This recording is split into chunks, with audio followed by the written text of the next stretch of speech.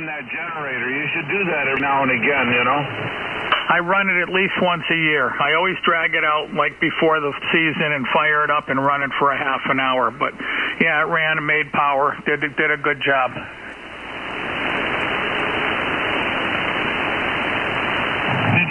Did you have it hooked up to your well and everything? Yeah, I hook it direct to the panel. It powers the whole house. All right. Well, did you run the well? Yeah. Why? Of course. Why? I just want to make sure you put a good heavy load against it. I did. I had the oven on. I had the one stove on, the oven on. There was plenty of load on it. All right, that's the best thing for it. Keep those things charged. Okay, well, I'm driving into a wicked heavy snowstorm, so I'm going to get off of here before I lose the antenna. I'll be listening, but it's very, very, very heavy snow. KB2's ZVP. Trace, you're an S9 with 18 dB of attenuation, so you're doing a good job. Okay, N1 DVL. I am the king. Now, you go ahead and tell everybody, I'm going to listen to make sure you don't lie, about how strong I was on 60 meters today. Yeah, he was way stronger than me down south on 60 meters. He was just hitting me with a 20 over at one point. Which proves beyond any doubt that a 7-foot-long antenna is exactly the length you need for 160. 7 foot. You guys is in. Yeah, my amp kicked out. All right, well, don't burn up the antenna. Then talk to us when you get home. The problem is with you guys, all your antennas are too long. All right, with that, I'll get out. KB2's MVP. Just answer one quick question. When's that buddy of yours going to get on? I mean, he's way past due, isn't he? He's got to be home to do it. Ah, bummer. Okay, I'm dying to see that thing work. Okay, N1 DVL. He's a world... Yeah, I'm out of here. My SWR is gone. All right, KB2's MVP. So, who else is in here? Let's see. John, are you back yet? KT2D just stepped in, but I gotta step out, but I'll be back later. Who was that? KT2D, Bob and Latham. Oh, okay. Yeah, well, we'll all be here. Yeah, I just got here and was turning everything on. I heard you guys talking. No, we'll be here all night, I'm sure. As long as the antenna stays up and the power's there. Yeah, I had wicked wind here. The antennas are fine, but I found shingles in my yard, so I got to go climbing up to see if it was my roof or a neighbor's. Yeah, wow. Yeah, that doesn't usually happen at 50 or 60 miles an hour. It's about, I think, my wind gauge looks like it peaked out at about 59, the gust of 59 here today. Yeah, okay. Well, still, that shouldn't take shingles off the roof unless the shingles are old and cracked and falling apart anyway. Yeah, that's probably it.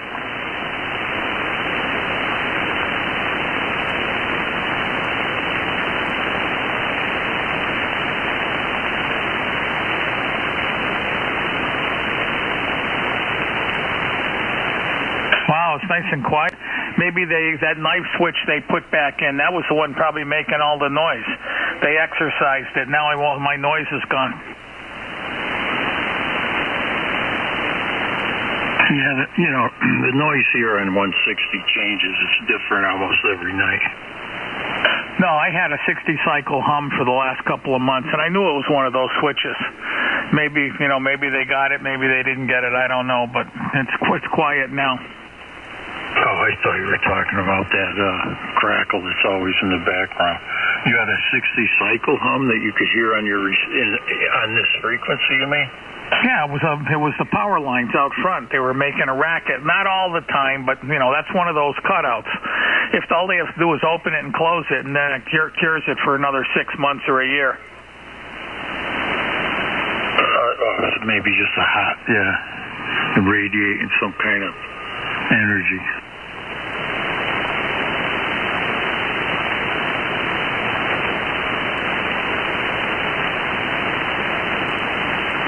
So now I can get the money for the house, and I can buy myself a real radio. Oh, watch out, World.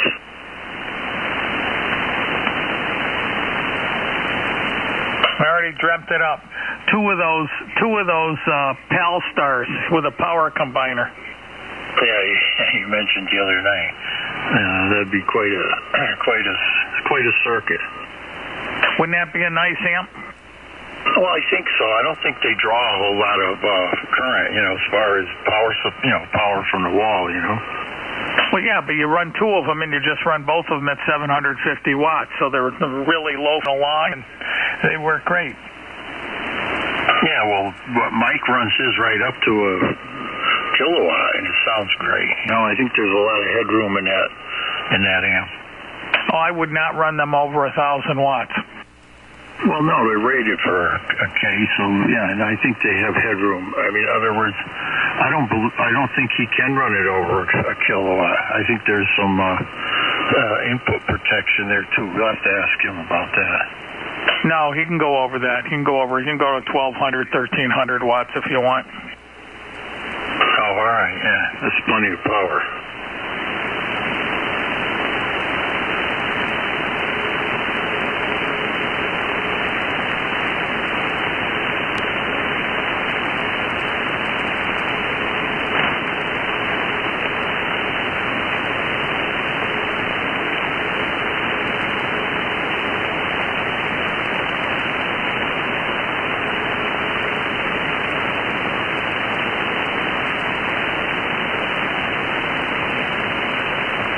And there's $5,000 in my mother's checking account I can get now too. Oh yeah, that's good. Did you sign everything? Did she have a will, or did you have to go through all that? No, she had a will. Oh, good. All right, that's good.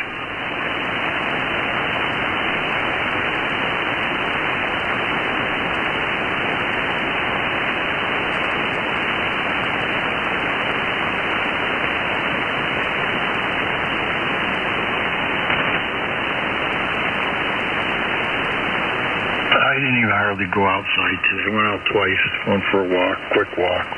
It's too darn windy. It's good for you. Gets the oxygen circulating. Well, I should have dressed warmer, and I could have spent a couple hours out there. But the wind started blowing. I didn't have long johns on or nothing. My legs started to get cold. Hey, I've been trying to buy long johns. Where the hell can you buy long johns? It finally dawned on me today. You can probably get them at Walmart, right? Yeah, I'm sure you could. Mine are all falling apart. They're all ripped. They're the real thin ones. That's the ones I like, the real thin ones. But they were all ripped and falling apart, so I got to get a couple pair. Good. I think I got 4 pair, and when of course, when I'm working, I'm definitely not leaving the house in the winter without those on because it's just too darn cold out. But they're very handy and they work real good. I got the quilted kind, and I got the black smooth ones. I don't know what they're made out of. They're kind of a stretchy material, and they're just as warm as the cotton quilted ones, to be honest with you. But yeah, they're nice. They're lightweight. Go to Kohl's, W2MUR. W2MUR, N1DVL. Good evening, gentlemen. Dave and Ray. I don't know who else is in there, but what's going on? I feel like I went back to 1974 when when the blizzard of '74, if I remember. Maybe it was 72 where they only allowed snowmobiles on the road. It's not quite that bad, but man, I have never seen horizontal snow go so long. And I heard snow static ticking away in my tuner, so I had to disconnect my antenna. How much snow did you get? Oh man, we probably got a good foot, maybe a little more. Most of us just drifted. Yeah, we didn't get one bit of snow here. It's still snowing. I guess it'll be blowing and snowing until 4 in the morning. that's incredible. No snow at all here. That is unbelievable. I thought the whole East Coast got blanketed. I guess not. We had a little dusting early pre-dawn, and then late, about 9 o'clock, the snow was blowing through sideways in every which direction, but then it just stopped, and then the rest of the day was sun and clouds here, Mike, N1SAG. All my windows in the house are caked with snow, like just caked all around, like a Christmas pane or something, you know. And I went out today. I don't know why I did, but I just went out today. I had to get some UPS shipment out, and man, the roads were just terrible. I mean, I couldn't see in front of me. I mean, I almost turned around. I mean, it just was horrible. So I took the side roads rather than main roads, and it cut down a lot as far as the blowing, and I could see a lot better. But man, it was unbelievable out there. Unbelievable. Whiteouts everywhere. Roger, Randy was on the air here, I don't know, 10 minutes ago, 15 minutes ago, and he shut the radio off because the snow was clicking his amp off, you know, caking up on the antenna, causing problems. So he said it was snowing like crazy, and the wife had called him and said there was a whiteout at his house. She couldn't even see the car out in the driveway, I guess. So bad conditions. The wife's just calling me for supper. N1SAG. Yeah, so I can imagine it's you got whatever we got, plus you got his lake effect up there because he's right on Oneida Lake. But yeah, I can imagine it's pretty bad there. So very good. Go have some dinner, Dave. And Ray, you still in there? Yeah, I'm sure he'll be back. I'll be back later on. Mike, nice to hear you. And Randy, maybe Randy's home by now. Maybe he'll turn the rig on and be on before supper. All right, N1SAG. So, by the way, I heard the tail end of the Palmstar will run at 1,200 watts very easily. It just there's a little bit of cat whiskers, according to what Randy was saying. You know, when I run it at 1,200. So, but there's two 5600Hs in here that can run 600 watts each. So, but like you said, I just keep it at 1,000. Yeah, that's safe level. That's why I'm running here, roughly just under 1,000 watts. No sense in going crazy. The thing runs nice and cool. You can't really. It's just been a good running amp. Yep, this thing will. This power supply will kick out, I think, around 42 amps, which is way over 1,200 watts. I mean, so that actually, I've seen it go up to 1,300, 1,400, but I've never seen it kick out. But I was reading the manual, and once it hits 42, the power supply quietly shuts off. 42 amps. Yep, 42 amps at 220. And that's on the primary, on the 240 volt side, the AC side? No, that's on that's the current on the drain for the LD MOS on the drain current. Okay, for the power amp, all right. The DC current, that's a lot. You know what I'm saying? That's a big chunk. Yeah, it's a 50 volt power supply. So that'd be 50 volts, 42 amps. Yeah, wow. Anyway, probably, what's it cruise along, 25, 30 amps maybe, you think? Yeah, right now it's 40, let's see, almost 39 amps when I whistle. Yeah, that's still a lot of current, huh? Yeah. Well, very good. Yeah, it's a good running amp. I think the guy did a great job. Sounds beautiful. No question about that. All right, let me go before she starts hollering some more. I starts throwing stuff down here. N1SAG, 73s for now, Mike. 73s, Dave, and give your lovely wife my regards. W2MUR. I will. I'll tell her you said hello, yeah. Mike, N1QWN, Kim over here in Cape Cod. What did that amp set you back, if you don't mind me asking? Hey, Ken, how you doing? What was your call? November 1, quicker with nitrous. QWN. Yeah, no problem, Ken. Yeah, actually, I bought it directly. Let's see, I've had it almost 5 months now.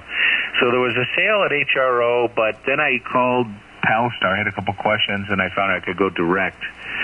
So long story short, there was 33 and change. 33 and change.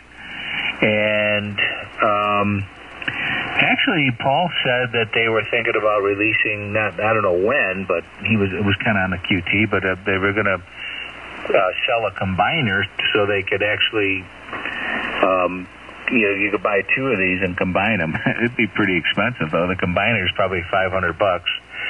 So anyway, the amp itself sent me back for 3,300, and I thought it was a good 3,300. I sold my PW1 and did real with PW1, so it was a risk, but did a lot of research on it, and it seems like it worked out.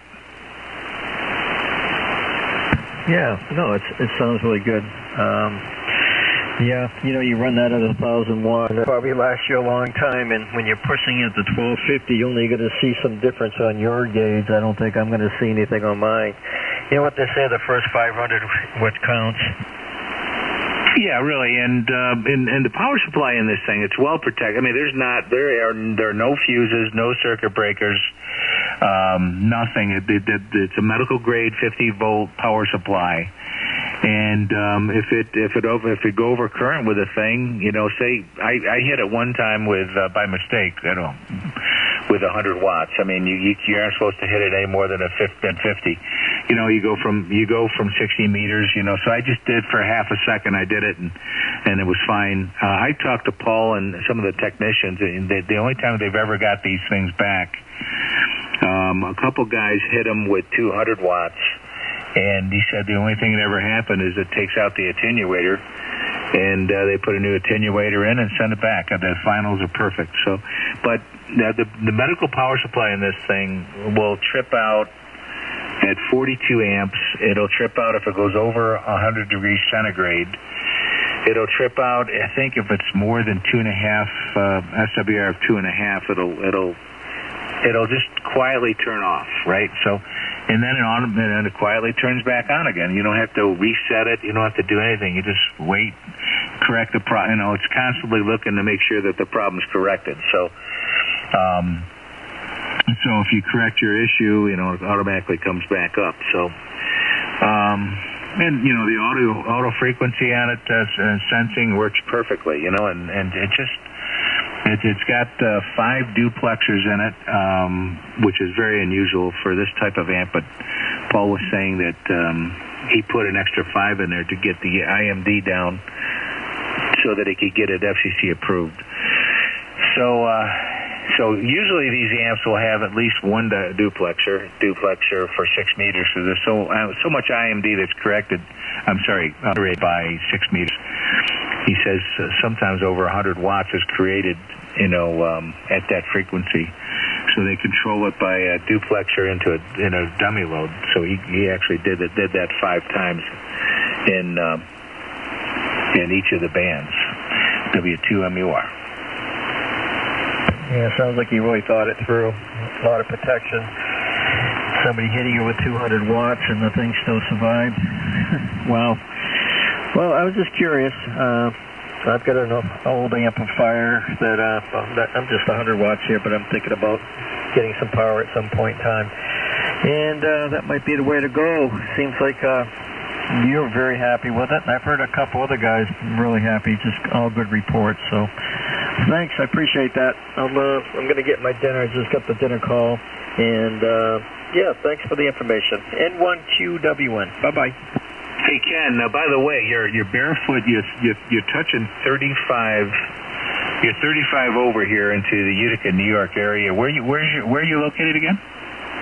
I'm in the Cape, Barnstable Village, and the only thing I got going here is a dipole that's up at 90 feet, and it's flat top.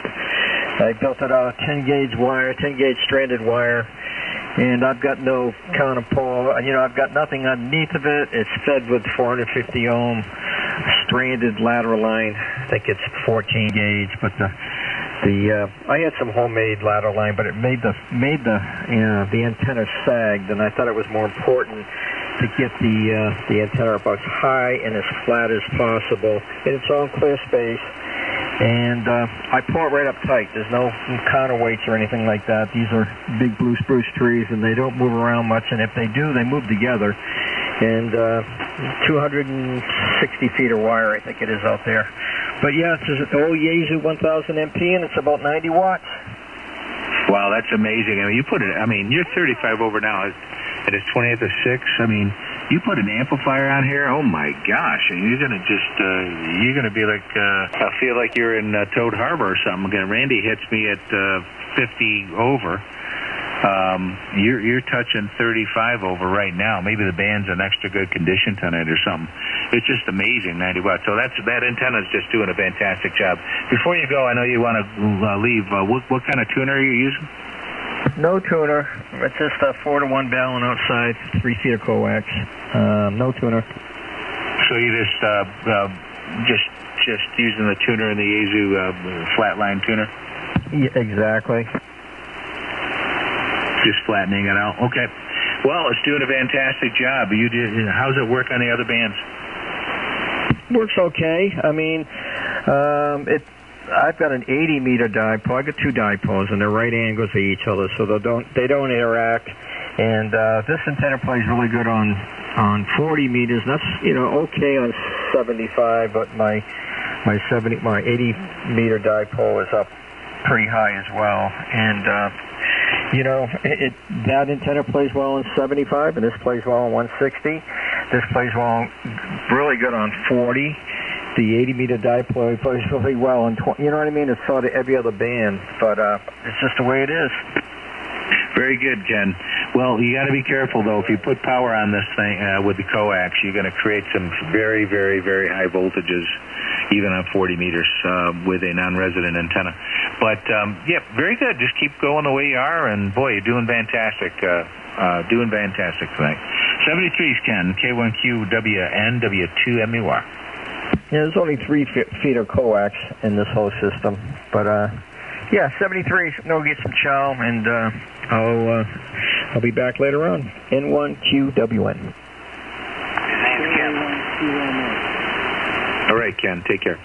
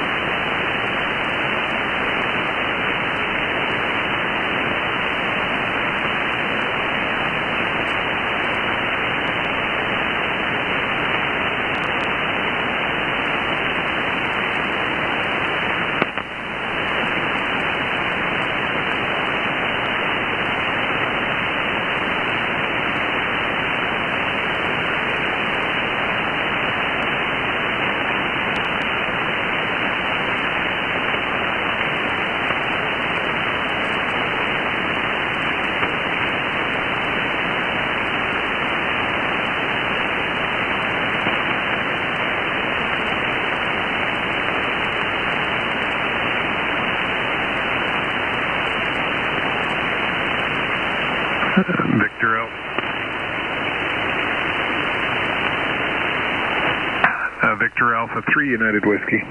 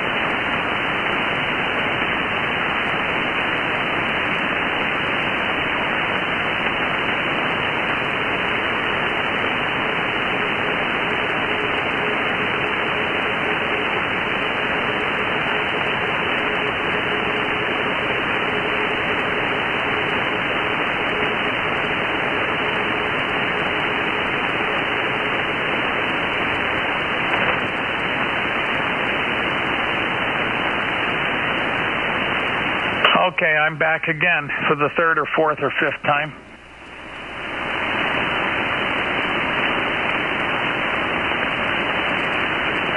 Well, is there somebody here? N1 Delta Victor Lima.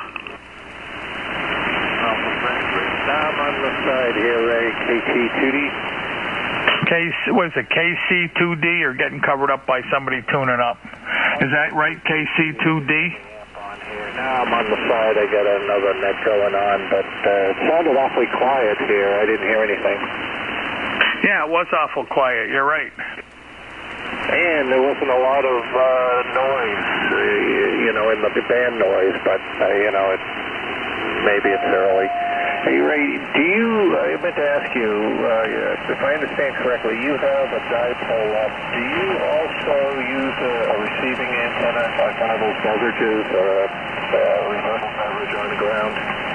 No. Because you were hearing stations coming in. I think it was Randy, who was mobile, and you said he was pretty loud, and he was down in the noise for me, but I thought that was interesting. Yeah, but are you the one that was in there on 60 today talking that you're down like in Pennsylvania? No, I'm in Latham, near Albany.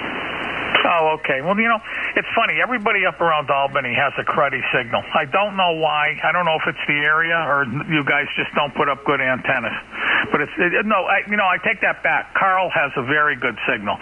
But then again, Carl listened to the world-famous Toad Harbor Net and put up the antenna we told him to put up. And he's also out of ways, too, so that may be it. Don't know. We'll have to do a little more research to figure out what it is. Well, what are you running for an antenna? We had this discussion, helically wound vertical. So it's a compromise antenna for sure. It's not a 160 dipole up at 70 or 80 feet. Well, that's true. Yeah, I know. I can't remember everybody. I talked to 100 different people, and they all have different antennas. But, yeah, that's not that bad of an antenna. I mean, you can put up a vertical, but, if I was going to put up a vertical, I'm just telling you what I would do. First of all, my lot isn't conducive to putting up a vertical. If there's a hill in my backyard, it goes up 60, 70 feet, almost right from the back of my house. It goes up at least 60 feet, maybe 65. So a vertical wouldn't work here. But if I lived in an area that had an open field, I would have a quarter-wave vertical tower isolated from ground, and I'd have 120 radials underneath it, and I'd have it strapped along the three sides of the tower with like 10-gauge wire, and I would tie the 10-gauge wire at the top and the bottom, all three pieces together, and that would be the driven element. And then I would I was thinking about this because that's Randy's going to put one of these up, and then what I would do is I'd put an antenna coupler right at the base of the tower. I'd get one of those old Collins or Harris makes them.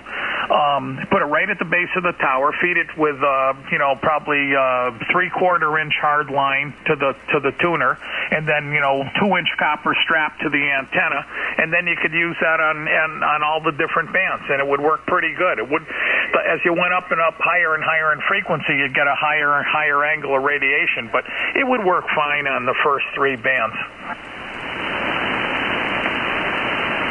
Yeah, all of that would do great. I get kind of a hill where I am, but it's not that severe. It's just a kind of a gentle slope. But like I said, I put that. Well, no, I didn't expect you to remember exactly. I only said that to maybe it would tweak your memory, but it's probably too much to expect with all of the different people and the topics that you cover.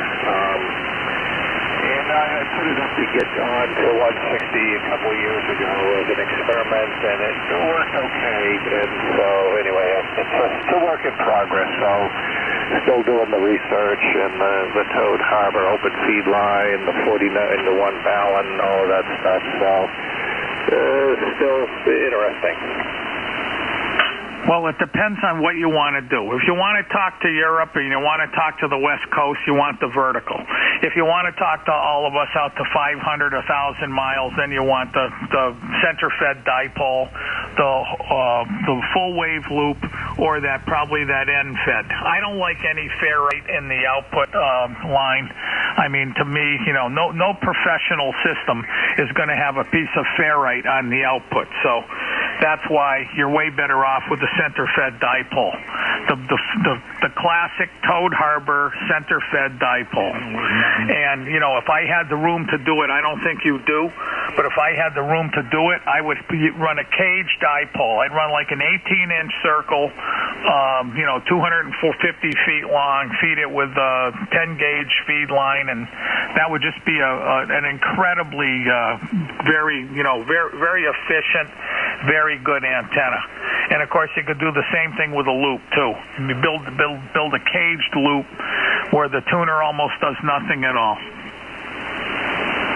Yeah, that would be good. And I don't do any contesting or any DXing or any thing like that. It's primarily local stuff like here. So, like what you were describing on the tower with that whole setup, that's almost like a broadcast station type setup.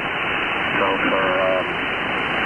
for me and what I would do, I looked at the lot and I looked at the size of the dipole. It would be a stretch to try to get that in here, but I'm still looking at it.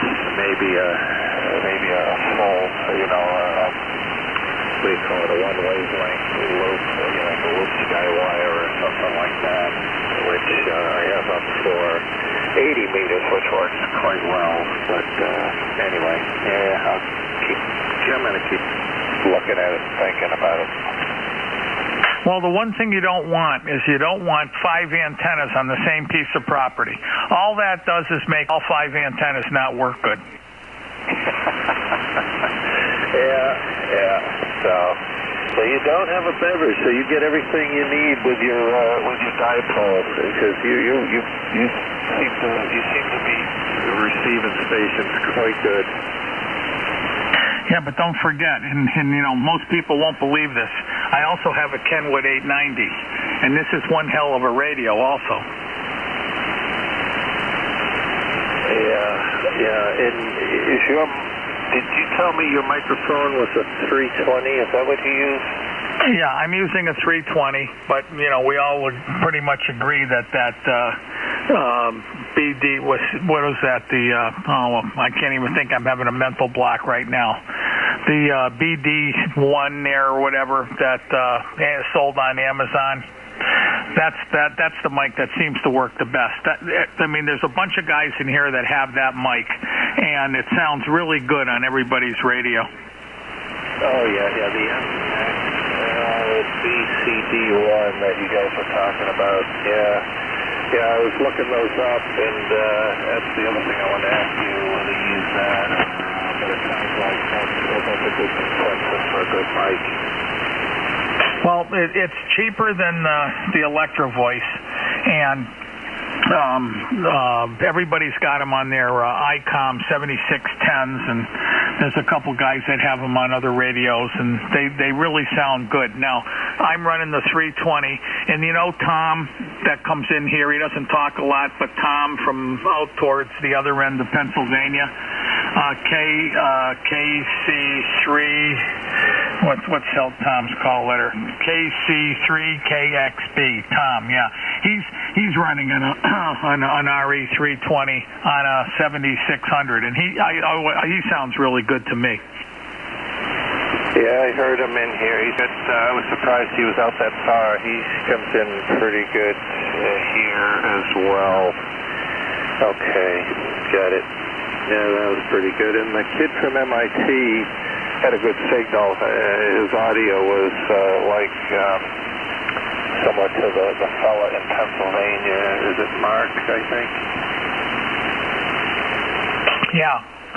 But again, the problem with those guys are, well, Mark's got an older radio, so I'm not sure he'll ever sound good. And that guy out there at MIT was running a cheap microphone. He was running a Ten-Tech microphone, which again, if you go out and you spend the money on a good radio, you obviously have to have a good microphone to go with it. KB2ZVP. Speaking of people who spend a lot of money on microphones, Here's the guy right here. Go ahead, Randy. Yeah, hi, everybody. I just got home. The roads are all closed. It's a blizzard. It's a ball. We had a really good time today driving. And where's Florida again?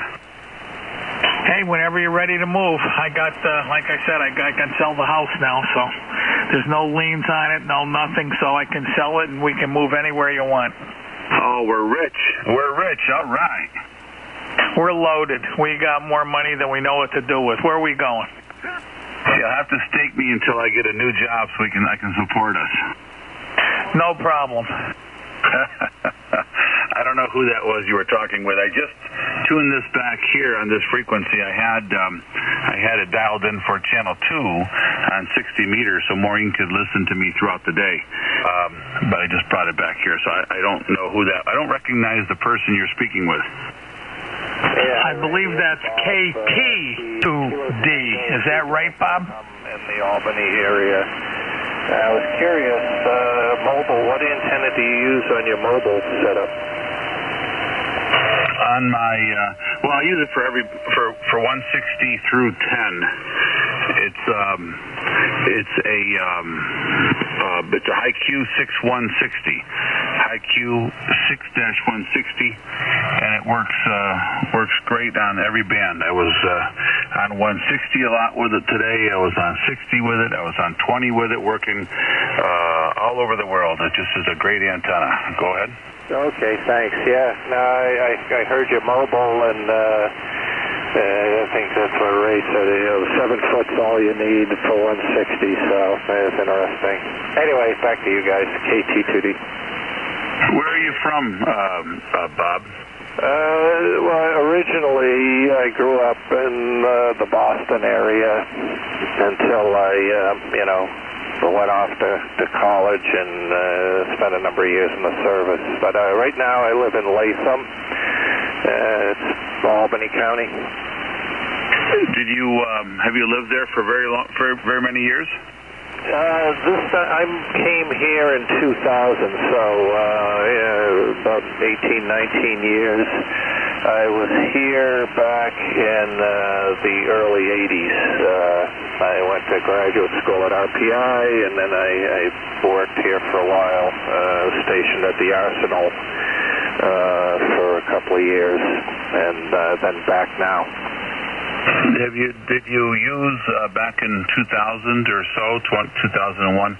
Did you use either the 06 2-meter repeater or the 147 190 up in Montgomery County repeater?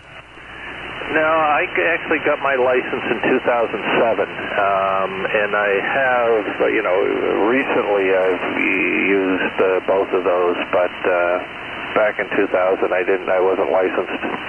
Okay, all right. I kind of think I knew the call, but I used to live in the town of Glen. Actually, I used to live. I put the antennas on the 147 195. I think it was 195 repeater up in Glen, there up in Montgomery County. That was just up the road from my house, and I used to do some work there.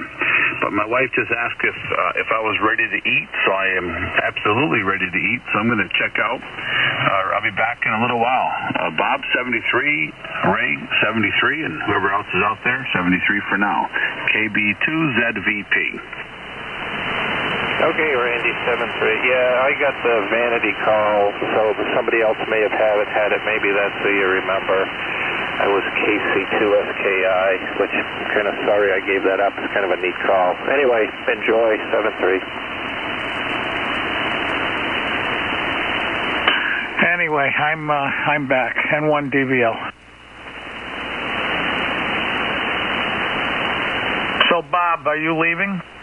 I got a few minutes. Didn't hear dinner call yet. I'll hang in here for about another 10 minutes. Then I got to duck out for I eat pretty fast, about 15 or 20 minutes, and then I'll come back in and listen and contribute where I have value. Now, you're running a 7300?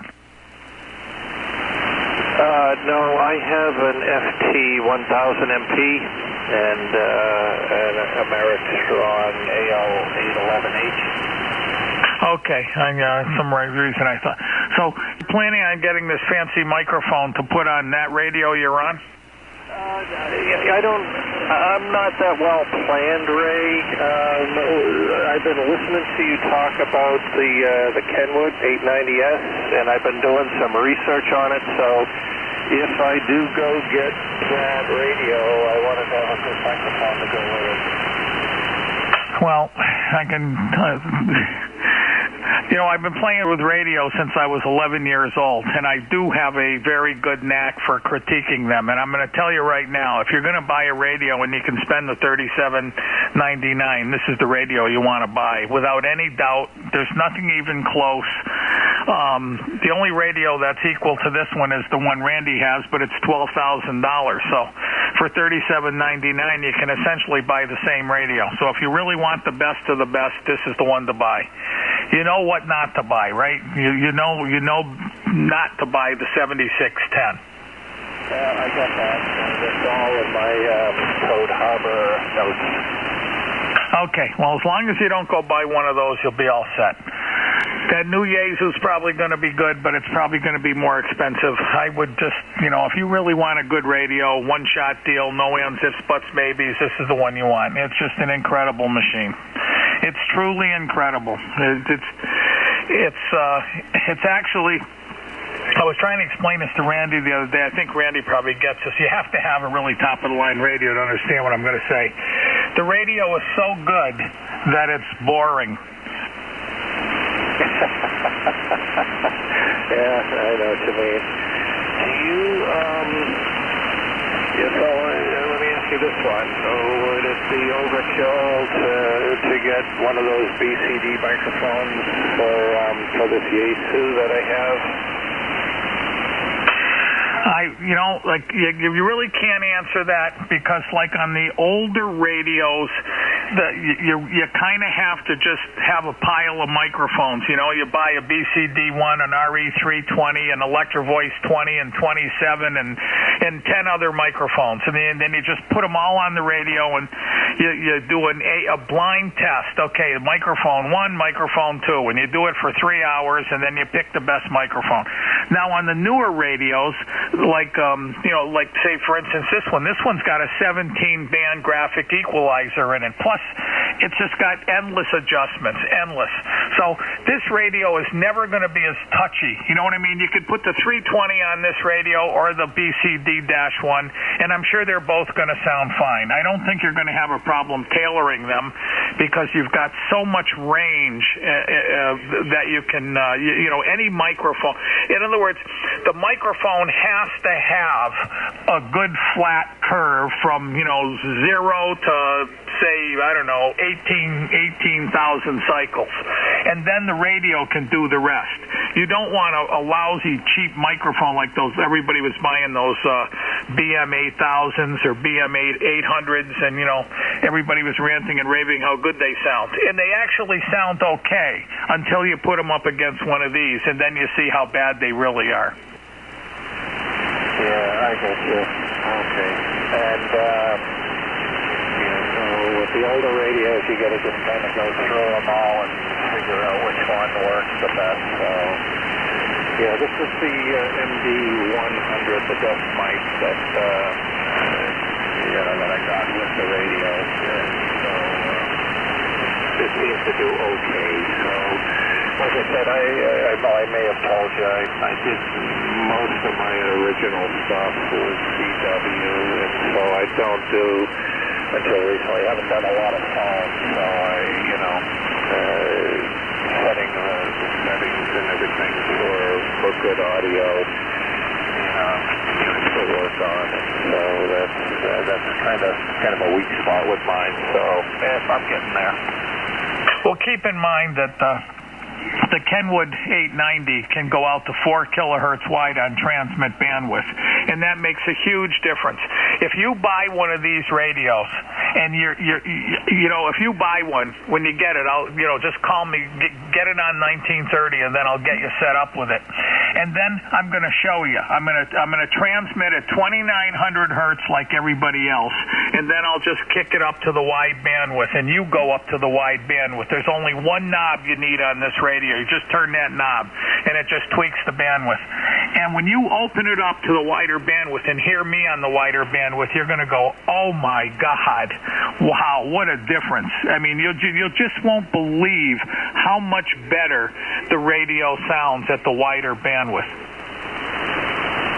So when you go to that wider bandwidth, you're getting out into, like AM. So does the fact that you're transmitting with a wider bandwidth, does that reduce your effective radiated power? That's one of the advantages of signal sideband. Is that you can focus the power more by just broadcasting less information. Does that make sense? I understand exactly what you're saying, and I hear many people say that, and they actually believe it. I think it's just total nonsense. When you open up the bandwidth, the readability is so much better on the wider bandwidth when you're listening on the right radio that you once you hear it the first time, you will never, ever say that again. Yeah, I got you. That's a good point, because the readability of the signal is a key part of, the reception. So, yeah, that's interesting. And I don't think an extra, I'm running 3300 instead of 2900, so I'm 400 cycles wider than a regular signal. And the difference in the way it sounds is remarkable, and I really seriously doubt there'd be any difference in readability no matter where you were. Yeah, as for the power, you're still only sending one sideband. You don't have a carrier or the other sideband too, so it probably doesn't cut you down any, I wouldn't think. If it's that much of a problem, just buy a bigger amp. Hang on, there's somebody that keeps on coming in there. Go ahead.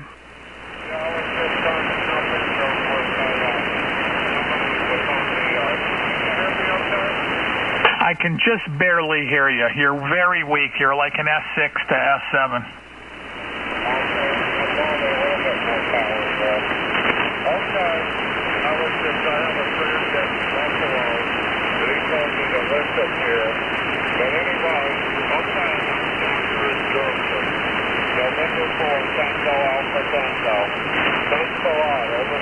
Okay, but you're not running a 160 antenna, are you? I'm running this Vernon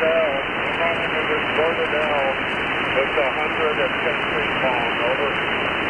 Well, and where are you? I'm in Georgia, over. What state? Georgia, over. Oh, Georgia, okay. And how much power? I'm running 1,000 watts. Say again? 1 kilowatt, over. Okay, 1 kilowatt in Georgia. Okay, well, I don't know. You know what? You try it a little bit later. It's early. It's not 7 o'clock. Try it around 8 or 8:30. We'll see how those antennas there, some of them really work good and some of them don't work at all. And it just depends on how they're installed. And unfortunately, everybody that puts up an antenna thinks they did it right. And sometimes they do and sometimes they don't. But, your signal right now is not real good. N1 DBL.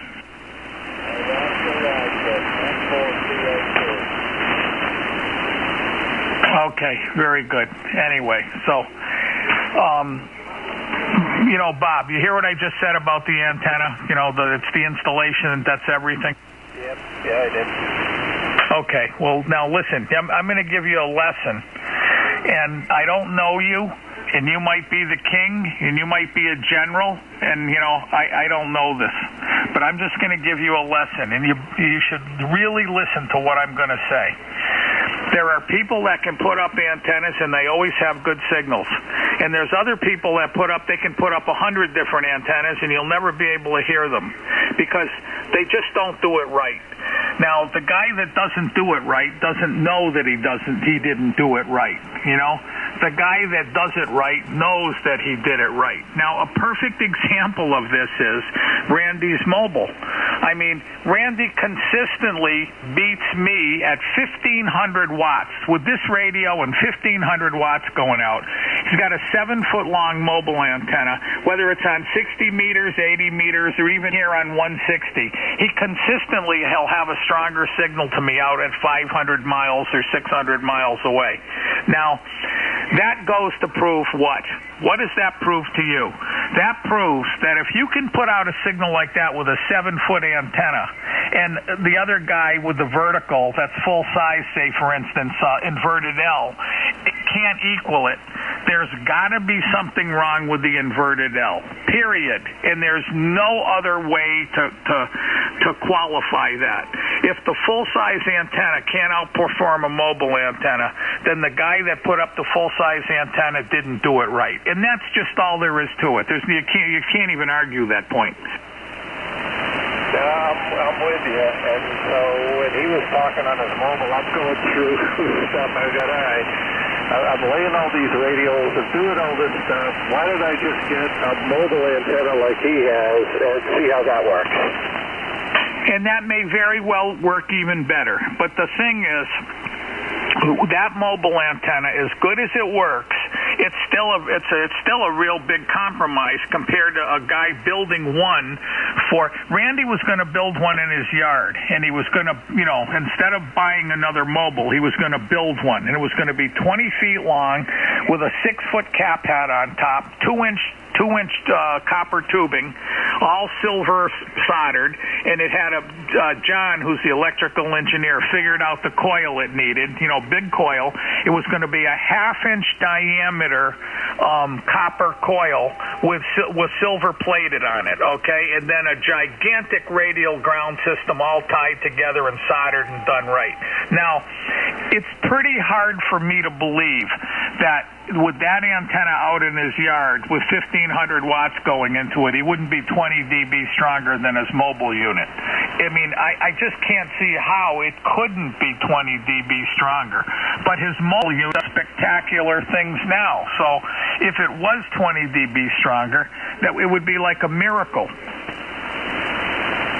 Yeah, so, but he didn't build this yet, is that right? Yeah, he never built it because he ended up getting another mobile antenna because his long complicated story. He's got 2 of them, and he actually sold. But here, stand by, because Randy sold it to a friend of his. He bought my 7600 and the amp from me, and they're putting it in his backyard, and he's building a radial ground system. It's not going to be real big. It's 60-foot long radials. I think he's going to have like 120 60-foot long radials, and it's going to be that mobile antenna with the standard cap hat that Randy uses and everything. So we're going to get a real good shot to see how good that thing actually works like that. Yeah, okay, that sounds good. That's all good stuff, Ray. Hey, I got to duck out here for about 10 or 15 minutes, but I'll be back. Thanks, enjoyed it, and I'll catch you later. Okay, but the point I'm trying to make is, let's say he has that and you have yours, and you're talking to somebody down south and he's 3 or 4 or 5 units stronger than you, then you know damn well your antenna doesn't work, because your antenna is much longer than that, so it has to be better. And that's why we do this A/B testing all the time. Randy against me against this guy, me against that guy. Everybody thinks it's stupid competition or something, but that's how you tell if your antenna works or not. I'm using 2 wires on mine, but I had 4 wires on mine. One of them broke, and I took the other 2 down because of a long story. But I was using 4 wires, north, south, east, and west, and fed like a turnstile. That antenna worked very well. It certainly worked better than the one I have up here now, but not in all directions. But in some directions, it was substantially better. So there's all kinds of weird things you can do. Okay, see you later. N1DVL. Okay, yeah, thanks, Ray. No, I got it, and yeah, that's all good stuff. But we'll chat again because, yeah, that's good. Thanks, Ray. KT2D. Okay, who else is in there? WG2E. Man, I'll tell you. Carl, I was just telling Bob, everybody up that way has a lousy signal except you. You got a huge signal. Oh, that's because you created a monster. Well, like I explained to him, he listened. He did it the way he was supposed to, and it works the way it's supposed to. Okay, you can hear the phone ring. Let me see who it is.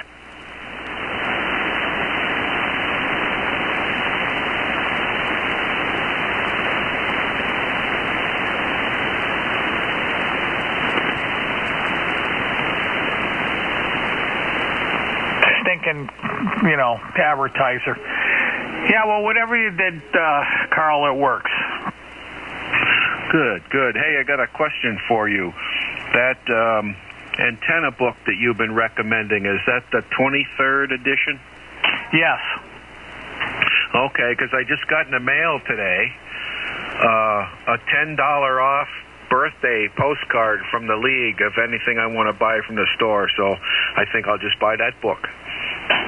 I would highly recommend it. It's a really, really, really, really good publication. Excellent. Yeah, I think that the last one I have, my most recent one, I think is like 83 or 85 or something. Take the other one, and next time you have a fire, burn it, because I'm telling you, that new one is just way, way better. I mean, just infinitely better. Well, I think I'll get it. Still kind of windy here, not too bad, but no damage at all at my place. How about you? No damage. Just that big tree branch fell in the road and shorted out the top line and popped the fuse, and there was like 4 houses out. Okay, yeah, I didn't have any trouble there. I went out and did a few errands. Boy, there was a lot of sticks and garbage and stuff, and I dodged a few garbage cans. Yeah, my yard's filled with sticks. I'll have to go out and try to start picking them up and cut them up with a chainsaw and everything and burn them. I was burning. I had a fire. Fire's still going, but I had it going from 8 o'clock in the morning, and it's still going. So I just, when the power went out, I just kept it going. I was burning all the tables and chairs and stuff from my mother's house that I did. Instead of trying to get rid of them, I just bring them up here and hack them up and burn them. Remember that movie, Dr. Zhivago? Weren't those guys burning all their furniture to keep their houses warm? Yep, absolutely. Well, I got a wood pile out on the deck, and it's under cover, so it's dry wood, but it's old. But I keep it there in case the power's out and I need to light up my fireplace or something. I don't want to go all the way back out to the woods where I got some back there. At least I got enough for a day or so, that I only have to walk out on the deck. Yeah, well, that's good. That's good. So, anyway, I had a good hot fire going all day long, so that's what I did, burn up all the... I cut up I had this big cake, like 3 feet by 3 feet, and it's just too big to put anywhere. And solid, though. I mean, Christ, it weighed 80 pounds. I chopped that all up with my chainsaw, and I burned that all day. Geez, don't you have, thrift stores or something that'll come and get stuff like that? I don't know. Some will. I sold all the furniture. I sold all the furniture to all different people. I probably made $2,000 or $3,000, $3,500 selling that. And I took the bedroom set, really nice mahogany bedrooms, and I brought it up here because I had an empty room. So I have a really nice bedroom set in that room now.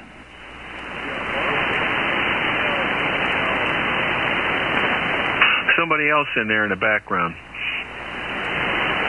Is there somebody else in here? Go ahead. It didn't sound like a call. It actually sounded like somebody in QSO. I don't know. Whatever it was, who cares? Anyway, so yeah, I'm just let the fireplace die down, and I gotta sweep it all up tomorrow and dump it out in the yard. It's all I burned boxes, cardboard boxes, all kinds of stuff today. Oh, yeah, I think one of my neighbors does that. You might not notice it in your house, but when you're outside, you sure notice burning cardboard smell. Yeah, well, whatever. I just gets rid of the bulk, burns it all down. When I lived at my old house, I had we were in the suburbs there, and all the houses were pretty close. And I think one of my neighbors actually burned their garbage in their fireplace. Yeah, it wouldn't surprise me. Okay, let me run downstairs and check it out, and I'll be right back. N1 DVL. Okay, I'll be hanging out here. WG2E. N1SAG. Hello, Carl. Well, hello, Dave. How's things? Oh, just fine. Hope everything's good with you. Yes, everything is still standing so far. Yeah, it's still blowing here. Wind is still howling, but I think it's not as bad as it was early this morning and during the late morning too. Around noontime, I think things might have cooled down a bit, Yeah, well, I took a look at the tower this morning, and the beams were working themselves back and forth, and the tower was leaning over a bit. It's an easy way crank up tower, but I just got some of that Dacron rope guying at the top in 3 places. Not so much that they're really tight, but just to keep it from swaying a lot in the wind. I found over the years with those crank-up towers that the sections kind of tend to work on each other and wear into themselves. So I put guy wires on there to kind of just restrict the movement at the top of the tower. Where it slides up and down inside each section, I put rubber hoses around there with hose clamps, and where the guide rails go against the bracing of the larger sections, I put PVC pipe around those, so hopefully I won't have that trouble anymore, because I had a couple of places where they were starting to wear into each other. I had to weld them up. Yeah, the movement will cause interaction, mechanical wear. The best thing to do is preventive maintenance like you did. And my 160 wire was one of them. Especially the one out in the front yard. That one was really whipping around in the wind. That one takes the brunt of it right out of the northwest. But other than that, it was just windy, and a couple of times the house was creaking last night, and wakes me up with a few branches on the ground. Not as bad as could have been, that's for sure. I'm going to say G. Yeah, it was kind of noisy here last night. I know the house creaked a little bit, and I got those vinyl replacement windows, and they have where the windows seal when they're closed. It's like a sort of like a carpety kind of pile kind of a thing with this little flat piece of plastic that seals when the window goes down. And if there's enough wind, it'll kind of leak in there a little bit, and it'll make that little piece of plastic hum. So I had that buzzing noise a couple times last night. So there must have been some pretty good gusts. And I was watching the news today, the local news, and they had trees on cars and trees on houses and all kinds of stuff like that. WG2E. Yeah, I figured it'd be some of that around here too, but I didn't watch the local news that much here today. Hardly at all. I watched probably 5 or 10 minutes over here, supper time, and they weren't really talking about it. They were talking about the snow. We're supposed to get snow down here, I think Wednesday maybe, and possibly Friday again, another little storm. So let's keep an eye on all that mischief, see how things come along weather-wise. I'm going to say G. Yeah, the same thing here is coming Wednesday into Thursday, I guess. Well, I haven't been out in the woods in a couple of weeks, so what went on out there, but usually after something like this, I'll go out and find something that's fallen down across my trail, or some trees are leaning against each other or whatever. But I went around and pulled down all the weights on the corner of my loop today, because with all the wind bouncing around, they could kind of rose up a little bit, and the spans of the loop were kind of low. So I tightened all them down, and I could hear all the, branches creaking and cracking in the wood. So there's something going on out there. Yeah, and it's getting colder now. Tonight, temperature dropped down. We were about 33 this afternoon, 32, 33. Now it's like 28. So things are chilling out there. Everything that was wet is starting to freeze up again. So pretty slippery out there. I want to say. Yeah, half my driveway is ice. Usually what happens when you get it's warm and it's melting, it kind of runs down the side of my bank and across the driveway. Even as it's getting cold, the water's still flowing, and then it snowed like an inch. So about half of my driveway is ice, and so I just need a couple good sunny days. I'm sure it'll melt off.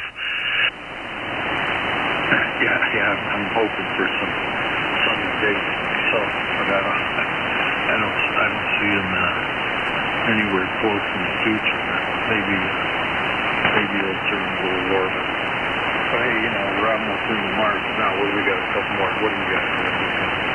3 more days. 3 more after today. 3 more days of February, and then March. And usually, the old saying, I guess, comes in like a lamp. That's probably the case. NYSAG. Yeah, well, up here where I am, it comes a little bit later. I figure I'm about like two weeks behind everybody else, down in Albany and Schenectady. So, I'm pretty much what people would expect for the end of March. I usually expect somewhere in mid-April. I've even had snow up here covering the grass on Mother's Day, and that's in May. Yeah, we'll get a May storm once in a while when the leaves are out. I remember one spring back in 75, I think it was, 5 or 6, one or the other. And we had a late winter, early spring storm in May, and all the branches were full of leaves, so the leaves are all heavy, the trees were all breaking and sagging in the roads and everything, so a real mess.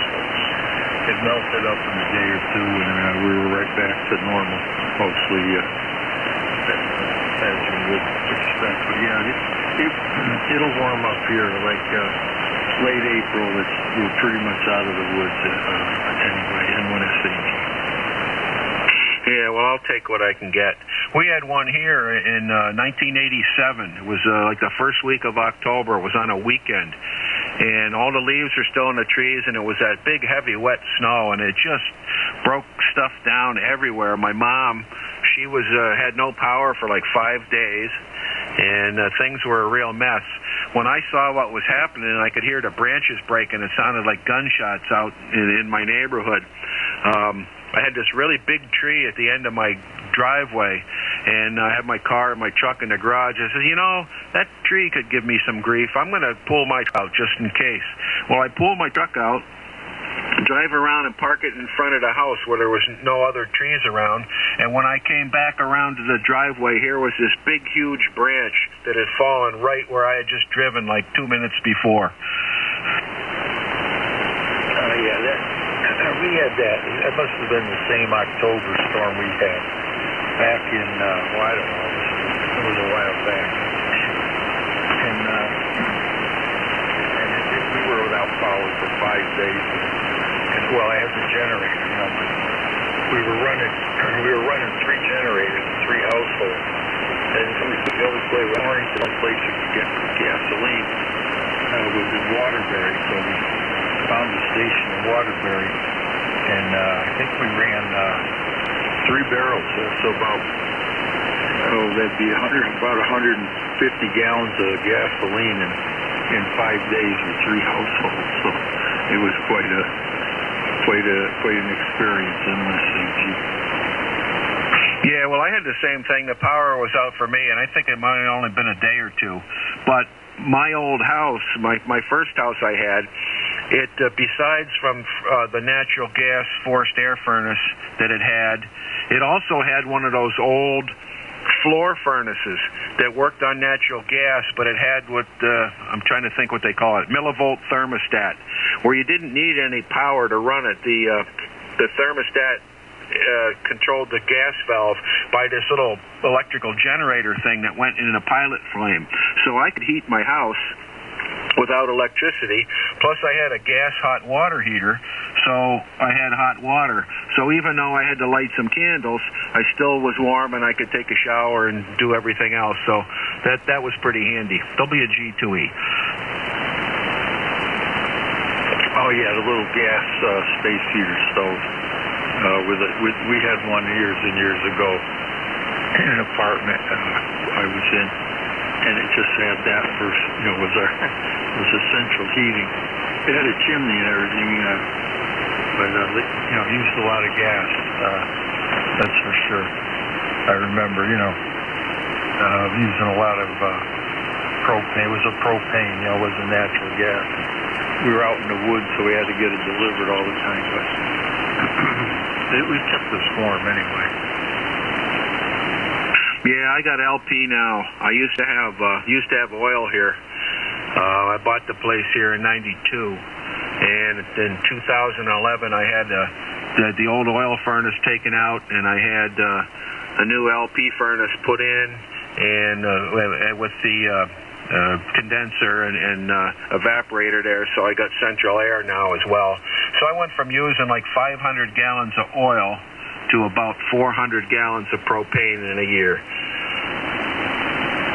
So the propane, you got better. I didn't even have the amp on, but you get better gas mileage with the propane. Well, yeah, when you fire up the big oil furnace there, 30% of your heat or more is just going out the chimney. Where this propane furnace, the vent is only PVC pipe. It like sucks all the heat out of it, and it's just like breath coming out the side of the house. It's not hot at all, and it's like 98% efficient when it's they call it a condensing furnace. Right. Yeah, I heard of that. Yeah. They don't, like you say, you don't have to have a heavy chimney, a metal chimney. It's just a PVC chimney. Yeah, well, PVC will start to melt at the a little above boiling point. I think it does. I'm not sure. Well, it's the air that comes out isn't very hot. I mean, where it vents out the side of the house, you can just put your hand there. It's like somebody breathing on you. I doubt it's over 100. Right. Yeah, that's like the pellet stoves that use that same forced exhaust to get rid of their exhaust, and it's just lukewarm when it comes out through PVC exhaust. Yeah. Yeah, and it's got a variable speed to it too. And it's got the two-stage thermostat. So if you're calling for second stage heat, which is a call for more than 2 degrees, it lights up at 70%, and then after 5 minutes, if it hasn't satisfied it, it'll go up to 85%, and then it'll go to 100%. And then once the heating demand is satisfied, it goes off. But the next time it comes on, it's only on first stage heat. So it lights up at 70%, but then it goes down to 30% on the burner. And the fan is very slow. It's very quiet. So it runs a lot longer, just peeing in a little bit of heat rather than that big rush that the oil furnace used to do. Oh, I see what you're saying, yeah. Yeah, we have forced hot air oil here, and then central air as well, all within the same, there's a big heat exchanger, and the oil has a hot water circuit that goes into that heat exchanger, and the air goes through that. And I forgot what they call it, what kind of system. Guy was just here and serviced the thing. He said it was in good shape. But it works good, and I don't know, we probably do, 1,000 gallons at least a year here. Yeah, okay, well, that's quite a bit. Yeah, I would have called that domestic hot water, I think is what they call it. We have the little separate tank, and the oil burner will cycle, on and off just to keep that going. But, there's a couple things I kind of miss about it. The oil furnace, when you came home from work and it was, 65 in the house and you wanted to get it to 70, it'd get up there a lot quicker. Plus, there's a floor vent in my bathroom, so I'd come home from work and I'd fire up the furnace, and then I'd go and get a shower, and the towel rack was right above that vent, so when I'd get out of the shower, the towel would be all nice and toasty hot, where this LP furnace doesn't warm it up quite as nice as the oil used to. It's funny how you remember stuff like that, yeah. My wife wants a towel rack in the bathroom. When we remodeled the bathroom, I think she's nuts. But she had those, and when we went to Italy, one of the restaurants had, one of the hotels had heated towel racks. So she really thought that was a hot setup. And when I say Yeah, it was kind of nice, but well, plus even in the summer when the air conditioning is on, it dries the towels real quick.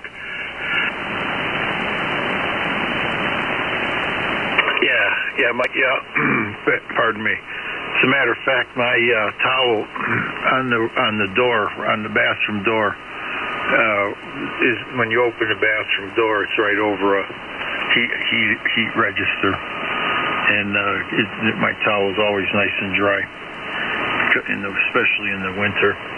In the summer, she's always running the air conditioner anyway, and that's takes the humidity out of the air as well, so it dries out pretty quick, no matter whether it's hot or cold, I guess. But well, we're lucky. We're lucky in North America to have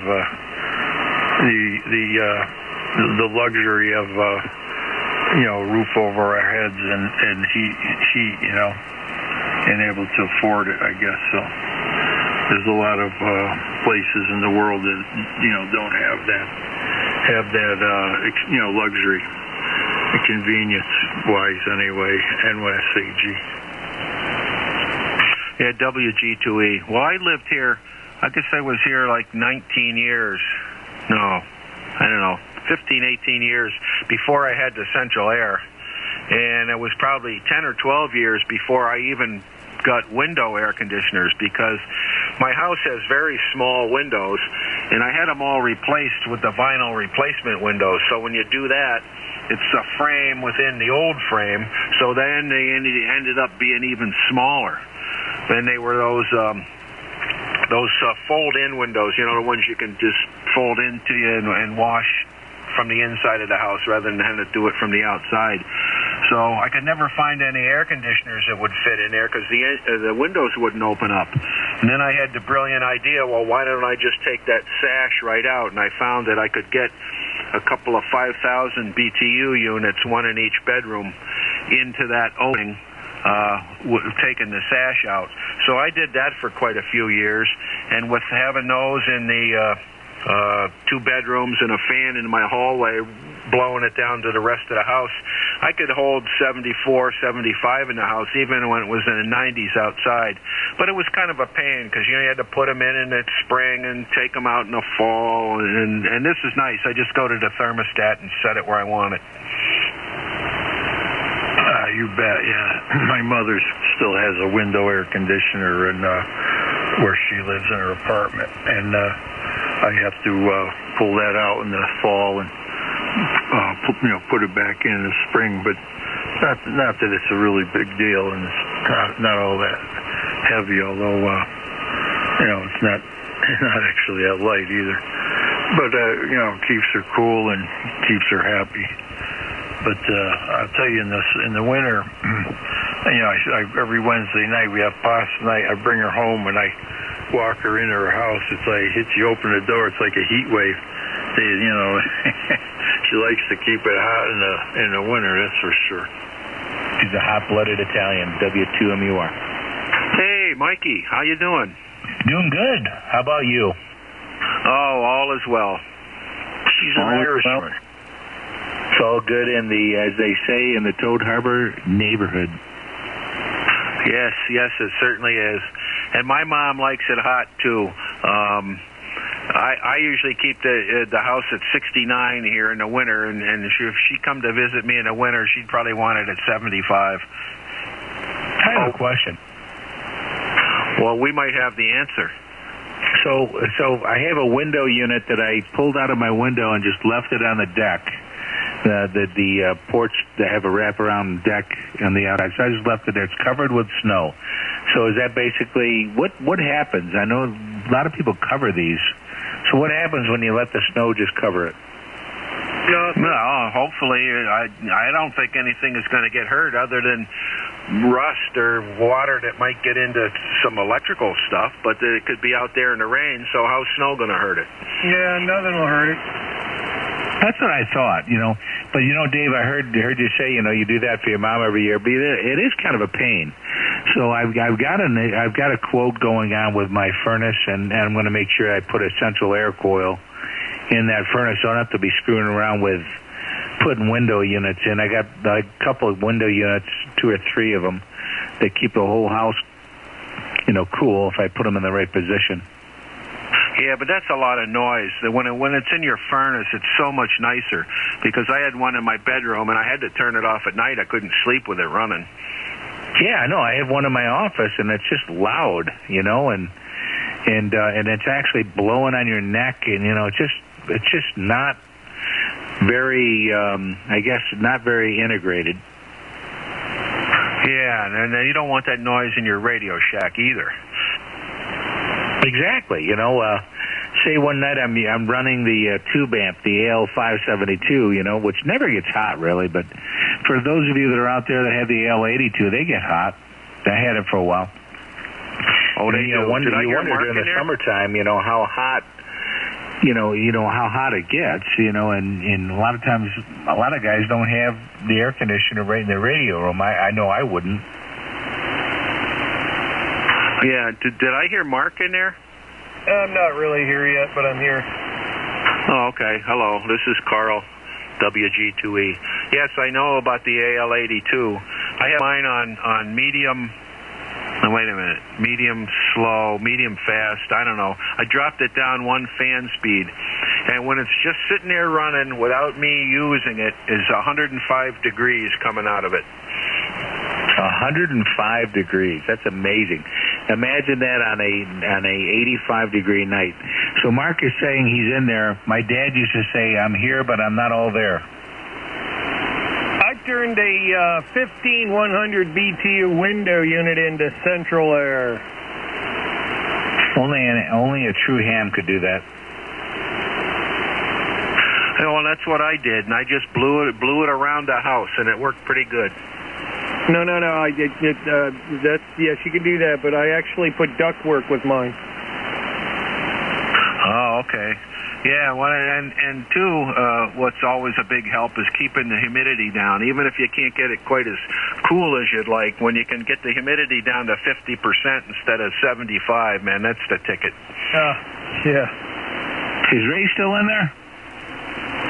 He went to throw some more of his furniture on the fire. What? What's he doing that for? Can't afford oil. He's got a bunch of furniture and stuff that I guess nobody wants or he can't get rid of, so he's cut it all up and he's burning it in the fireplace. That reminds me of a movie that I remembered in New York City when New York City froze over and they were burning furniture. Yeah, well, Ray, I was talking to Ray about that a little while ago, and I mentioned Dr. Zhivago. Dr. Zhivago. Yeah, I have to research that. I remember seeing that as a kid, but there was a movie that had to do with global warming and global cool. I don't know what it was. It just was about the whole weather pattern was screwed up, and it froze over New York, and they started burning furniture. The day after tomorrow. The day after tomorrow. You're exactly right. The Toad Harbor Net is a wealth of trivia. Forget Google, man. We've got Google doesn't have anything on us. That movie was one of the biggest pieces of crap that they ever made. Yeah, that was a joke of a movie. Al Gore made that movie. Al Gore, he's a loser. Hey, come on now. He invented the internet. You think he could have at least made a cameo appearance when he was, when the movie was running? Al Gore said that the world would end 15 years ago. We're still here. What's the girl's name? Ortega. She's saying that we got another 12 years. Oh, yeah, it's coming, baby. The end's coming. Hey, Mike, would you by any chance ever watch South Park? No, you know what? I never did. I never watched it because my kids were small and I never let them watch it. Okay, well, a lot of times they make fun of Al Gore. And one of the episodes, Al Gore was talking about this monster, man, bear, pig, half man, half bear, half pig.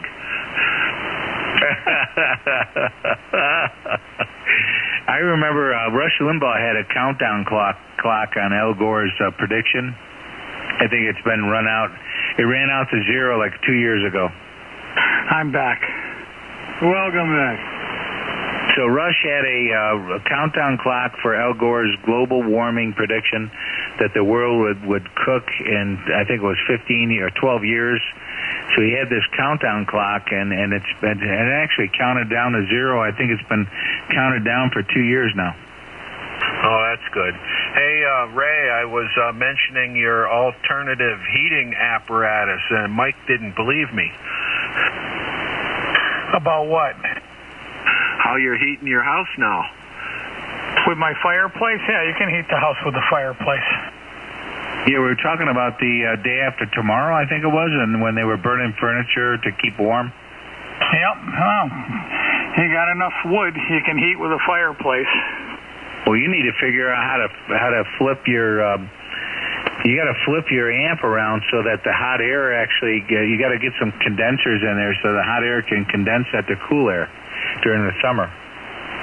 Well, I'm running the Sigma, and I have it on high plate voltage. That's where it makes the most heat, which I'm going to need tonight because it's it's 24 degrees here. I just checked the thermometer, 24, but the wind's blowing like 40 miles an hour, so you got to be careful. Their pipes will freeze. Well, you got to figure out what you're going to do for the summertime because I know how hot you were last year. Well, I got an air conditioner in the radio room. Oh, yeah, I was going to ask you about that. What do you got, a window unit? It's through the wall. That's kind of noisy, right? I don't remember hearing any background noise. Yeah, you'd probably hear it. Yeah, the only time you hear it if you pause for about 5 seconds.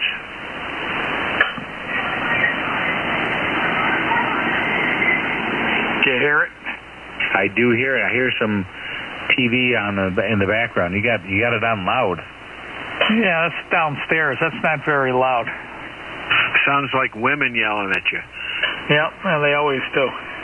You got to hear them down in your living room. It's a little hard to burn waste oil in a fireplace, though. No, it's not. Here's how you do it. You take a paper shredder, and you take all your newspapers and papers that you don't want, and you shred them. And then you take the shredded paper, and you stick it in the fireplace about, 2 feet thick. And then you put all your logs over the top of it, your kindling logs over the top of that. And then you pour your waste oil over that a couple of days before you light the fire. And it soaks into all that paper and the wood and everything. And then when you touch it off, boy, it really goes. Doesn't that create curacao or anything like that in the chimney? Nah, I doubt it. Not any worse than the wood. And that really gets the fire going. And then when you get a good hot bed of coals, then no matter what you throw in there, ignites. You'd have a flame flipping out the top of your chimney 15 foot in the air if you did that. No, you don't. Oil's not that flammable. You burn hardwood though, right? I burn whatever I got. Well, the softwood creates curacao in your chimney. Eventually, that could be a problem. Creosote. What is it? Creosote, like they put on the logs for the railroad or the telephone poles, or they used to. It's called creosote. Creosote. Yeah, creosote. Creosote. Creosote. It's the unburnt resins of wood and water and moisture. It precipitates on the cold inside of the chimney, the flue, whatever, and builds up in layers, and after it dries out, it becomes extremely flammable when it reaches about 400 degrees. We're going to build the upper part of the wall with that. Yeah, once she gets going, oh boy. Well, our president's going to Vietnam. Oh, righty then. Hello, good morning, Vietnam. That was a good movie. Yeah, that was good. Robin Williams morning was over there, very versatile. or is it already? Think about Robin Williams, all the different movies he was in. Okay, so he was in something where he was a millionaire and he made toys. He did the Vietnam movie. He did, there were so many movies he was in. One movie, there was a movie that he died. He died in a car accident. I can't remember the name of it. And he ended up in heaven, met his son, and his wife committed suicide, and he had to go rescue her from this limbo place where she didn't know she actually committed suicide. And he had to try to rescue her from that place, which was unheard of. He was quite the actor. Yeah, it's such a tragedy that he got so depressed that he thought his life was meaningful to anyone. Well, there's a couple of Hollywood people. They make, 50, one of them earned $150 million, and they're broke, totally broke. They owe money. One of them's $35 million in debt. Now, how can you be that much of a pig? Yeah, but I don't think Robin Williams was in that situation, but yet he hung himself. Well, he was in financial problems because he had gone through a divorce or two divorces, and he was paying, if you make $100 million a year, you got to pay your ex-wife $50 million a year. Okay, so you got to live on $1 million? Yeah, it's not. Yeah, but don't forget they live a crazy lifestyle. I mean, one of these actors, Johnny Depp, he owns 10 or 20 houses all over the world. He's got 3 cars at each house. I mean, $200,000, $300,000 cars. He's the one who's $35 million in debt. Okay, so what's the fear of these guys? They're going to lose their cars. They're going to lose 5 out of the 7 houses they have. Okay, so try to imagine yourself in that situation. And you can remember coming up maybe poor or not really that well off. Okay, so when it's all said and done, you got $1 million, maybe $2 million to live on. Who cares? I mean, $2 million to live on. You could be certainly. You have everything you need. I mean, I don't have $2 million to live on. I have everything I need. Yeah, but you're not like them. They can't control themselves. They can't control. They go out and they go out to dinner and they spend $10,000 for dinner. They go out by a car dealer. Hey, look at that car. Oh, it's only $350,000. I'll take one. They just don't even think. They're sick. Okay, but the lifestyles of the rich and the famous, champagne and caviar dreams. Yeah, it's like Michael Jackson. He'd go shopping in Harrods over there, and he'd spend $1 million in one afternoon. Okay, but when it's all said and done, ready to around your neck, you think you could be able to say to yourself, well, you know what? I think I could live on $2 million rather than kill myself. And if you looked into his situation deep enough, you'd probably find he was probably on antidepressant medication, which really screws with your head. Absolutely. They're all on it. Come on, who are you kidding? Just about every person in Hollywood is taking those pills. They go to the doctors just give them anything they want. They're all screwed up. You just, don't forget, I owned a bar. I saw all these low-life scumbags every day popping every pill. My cleanup man picked the pill off the floor one day, and he goes, give me a glass of water. I go, why? What are you going to do? He goes, well, I'm going to take this pill. I just found it on the floor. I'm going to take it. I said, well, you take it. You don't even know what it is. What do you mean you're going to take it? He goes, well, maybe I'll get high. That's so sad. Ray, is that the kind of work environment that you provide for your employees, that they were looking for anything to get out?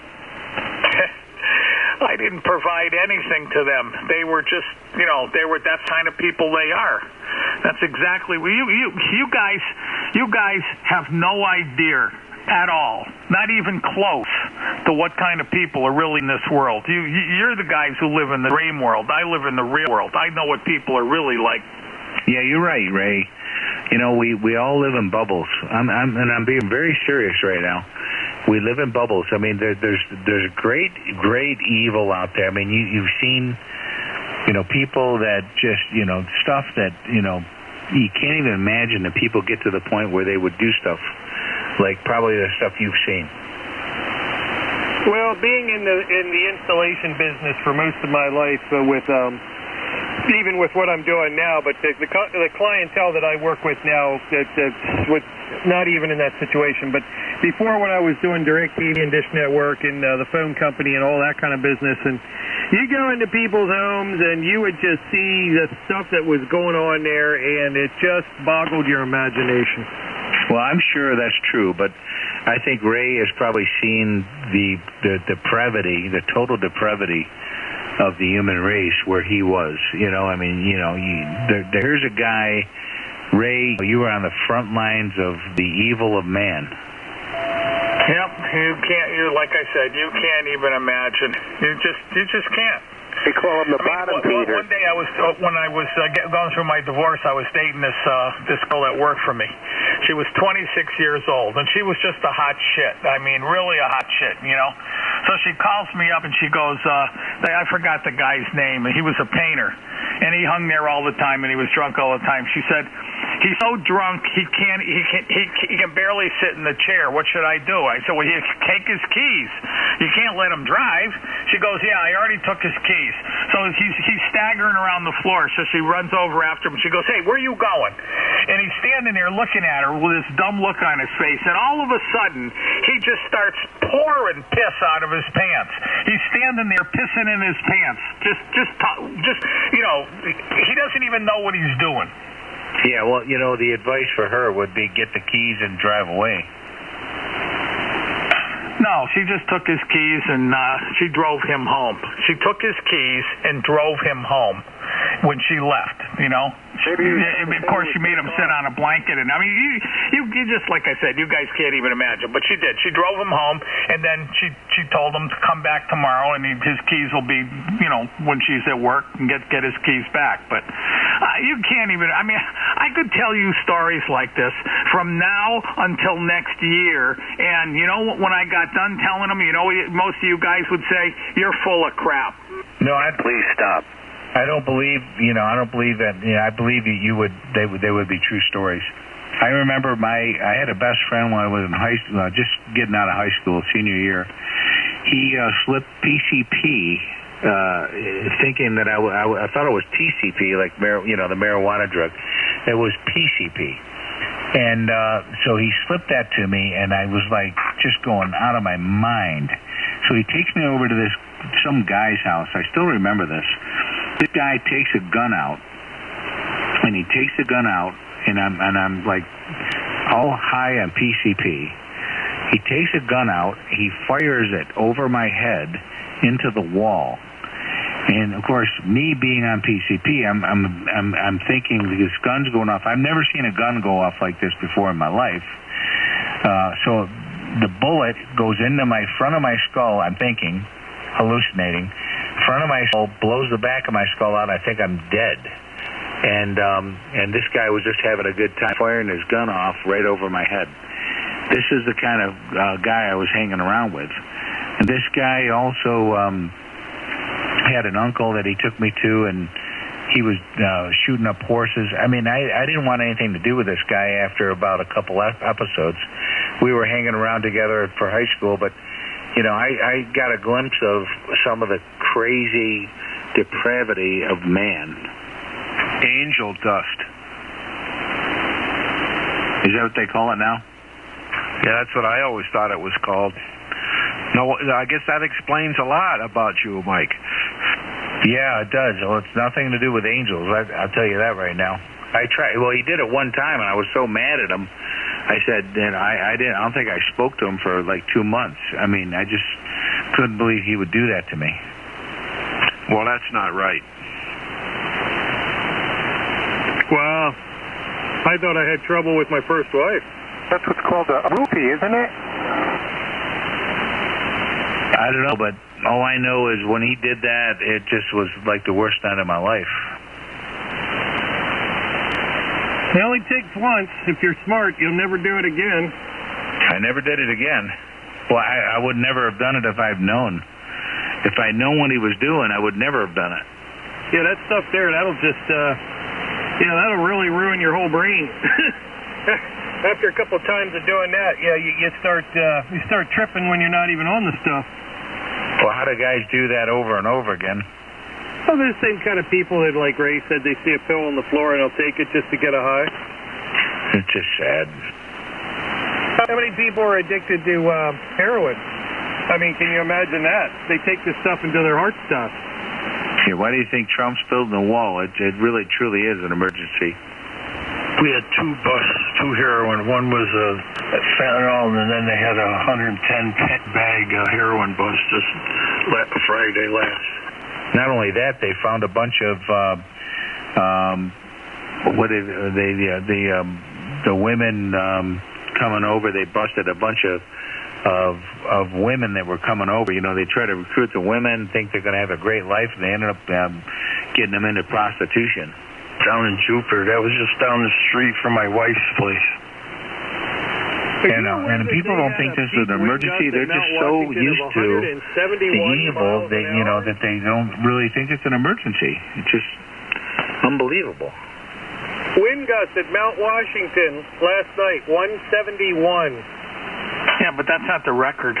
What's the record? 200 and something? 231. 231, yeah. Yeah, but 171 ain't no slouch. No, but 231's a lot worse. I wouldn't fly in that. Yeah, no kidding. You're lucky the building's still up there. The building is held down with chains. I'll tell you what, that must be a trip being in that building when the wind's blowing 200 miles an hour. 163 here today. Wonder if a D5 RV would survive it. Oh, Bruce. Good evening. Sorry I doubled with you out there. Yeah, Blue 63 here today. Oh, I'll tell you what. Right now, the wind is really blowing here. I mean, really blowing. It's the highest I've heard it all since it's been doing this. Finally starting to calm down a little bit here. It's been brutal since last night. It was gusting 60 miles an hour in Utica, and my antenna had such a kind of a loop in it that it didn't bother. It did not even phase it. Well, we lost the power here from about 2 o'clock to about 5:30, and I'm waiting for it to go off again. Sounds like a freight train, doesn't it, Ray? Yep. Did you fire up your generator? I sure did. It ran for several hours today. Ray, it's going like this all night long. Well, it's going to be bad if it goes out again, because it's going to be 18 degrees, and if it goes out then you really got to get that generator up and run. I forgot, I didn't fill the tank back up. I should have filled it, but anyway, I could probably get it going in 20 minutes or so. Get some more furniture. We'll be here, Ray, if you need to go get gas and fill her up and then get back. We'll be here. I already got gas today. Got plenty of gas. It's too bad I can't burn waste oil in my Jenny. Did you put it in the back of your Blazer? No, I put it in the back of my Impala. What's the difference? Well, one's in the trunk and the other's in the cabinet in the car with you. I don't like it sitting behind me like that. Too shaky. Well, you got to put a seatbelt on it. Yeah, I don't like gas in the same compartment. I'd rather have it in the trunk. And then you got to forget to put the lid on so it a little bit dribbles out and stinks the whole car up. No, I put the lid on real tight and I drive real careful. That didn't tip over. Yeah, 10 gallons in there. It's kind of nice living right behind Turkey Hill. I just walk across the alley, get gas, and there it is. Well, it'll be a miracle if the power doesn't go out again tonight.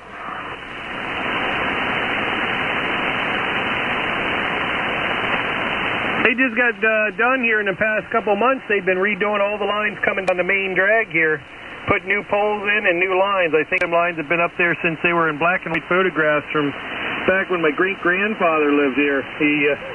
They were up there for almost, oh, God, it had to be at least 75, 80 years. Yeah, all the lines out on this street are old, too. They were supposed to rebuild them 15 years ago, and they never did. There's a lot of old electric infrastructure out there, man. A lot of bad stuff. Who's your provider, Ray? Are you National Grid out there? I think so, yeah. No, we're not National Grid. Yeah, National Grid doesn't own anything. All they do is transfer power around and, take their profit. Well, yeah, we're EverSource. National Grid is the distribution company. They own the network. They own all the poles and everything. They don't produce power, though. They buy the power from the market and evidently don't mark it up. They just get a fee for their distribution services. Yeah, which is 30 lines long of every little fee they get. Yeah, how many different charges you got on your electric on the back there, Ray? We got about 4 of them. Oh, Christ, there's way more than that. There's about 10. Good Lord and a quarter. What the heck you got? Who's taking it up there? Who the hell knows? He's not over-exaggerating either. We got a distribution, we got a generation, and there's a tax on it, and then there's some other little fee on there. It's 4 of them so far on PP&L. Then there's suppliers and a few others. Here it is. I got the bill right in front of me, okay? So, here it is. They have a customer charge, a distribution charge, transition charge, transmission. One says transition charge, the other's a transmission charge, energy efficiency charge, renewable energy charge. Okay, that's all of them. Okay, so you're up to 7 on that. There's 6 of them on mine. Well, that renewable energy charge, that's all about that green crap. Don't forget the tax on it, too, right? Oh, I'm sure there's tax. Well, that's a charge, too. So that would be 8. Well, you don't worry about it, Ray. Once Miss Vacant Cortez there gets in, and or Burnwood gets in there, you'll get your energy for free, and it'll be green energy, so it'll be clean and efficient and reliable, and you won't have to worry about paying for that anymore. Oh, that's wonderful. It's going to be great. Yeah, that's what I'm afraid of.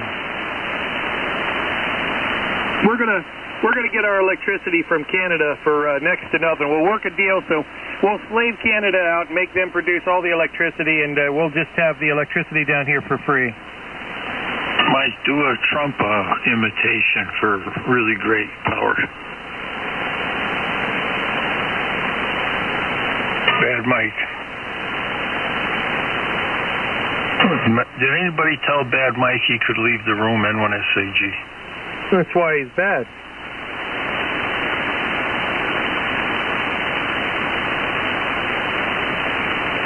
Maybe he had a flashback. Yeah, you're right. Yeah, he probably had a flashback from the PCP. The helicopters are coming in!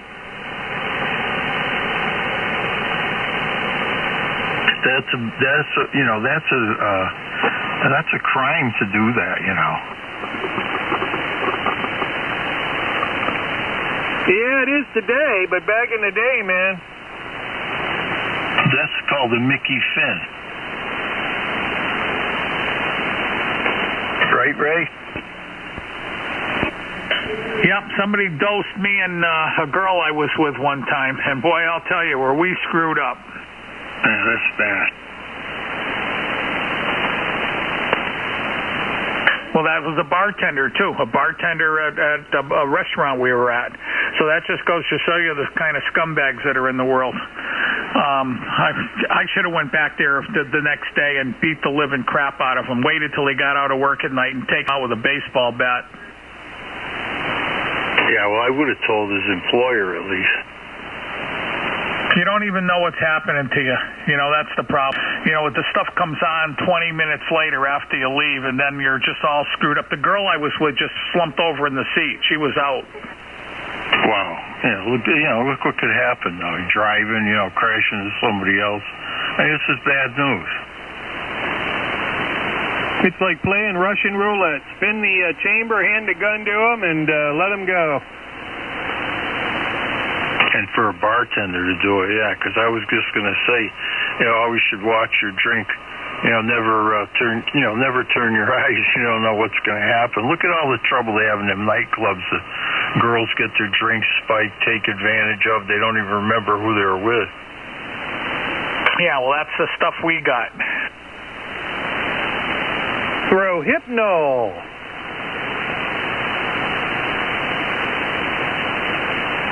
Mark, you're pretty knowledgeable on all this stuff. I'm impressed. Yeah, he got a roofie. Yeah, well, I had a rather interesting first marriage when I was younger, and she was a hottie, and, well, let's just say I've experienced a lot of this stuff firsthand. No substitute for experience. WG2E, 8 o'clock. And 2 Echo Whiskey Mike at the top. And 3 or more. It just brings back bad memories, and I just have to keep grabbing myself emotionally by the throat and throwing myself back in the closet and closing it. Hello, Gary. Good evening. Mr. Audio. Oh, Ray, all by the the towers way. are still standing. Hey, all your stuff is still standing? Everything's still up, and the wind is blowing like hell out there. It's crazy, but everything still looks good. Ray? Yeah. You haven't whined about my audio? No. Oh? No, I can hear you. Okay. If I can understand you, I don't whine. Oh, I see.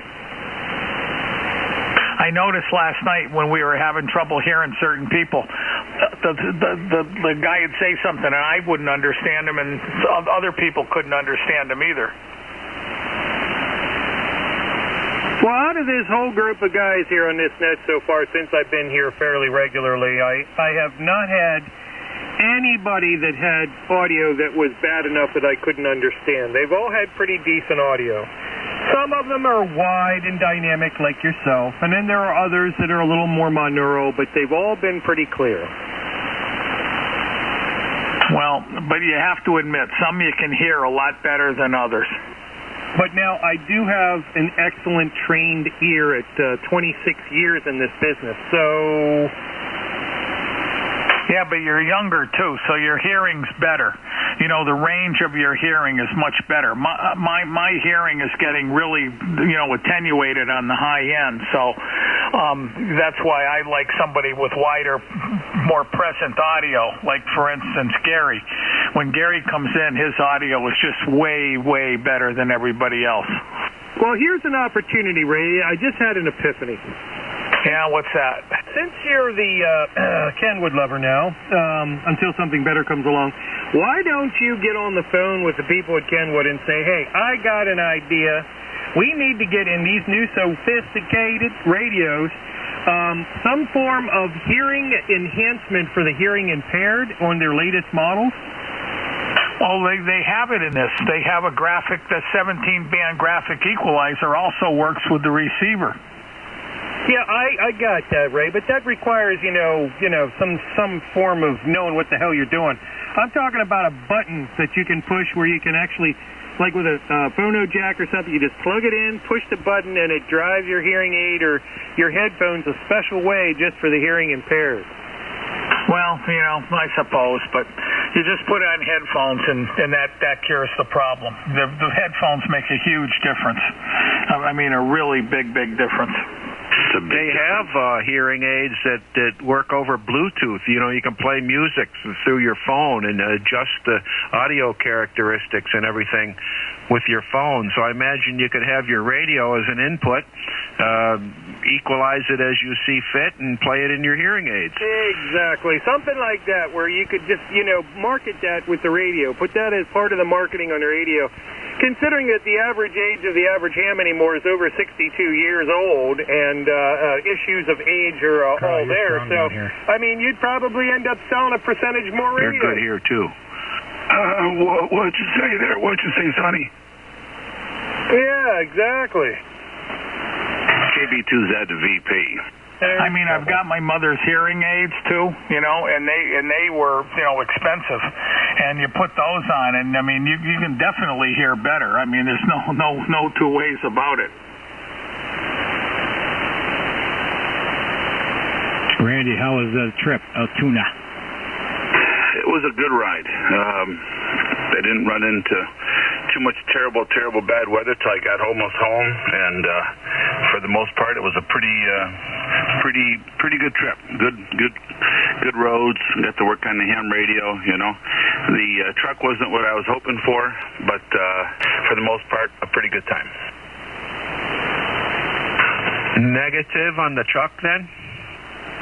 Well, not unless they do something with the price. I found a bad spot in the frame, and it's a really bad spot in the frame, so it'd have to have some real work done, and that's a problem. Indeed. Get a new one. Easier said than done.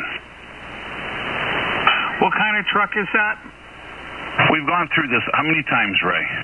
Oh, I forgot what they call it. What is it, a boom truck? Look at that. You used a little effort, and you remembered. But I can't believe they're that expensive.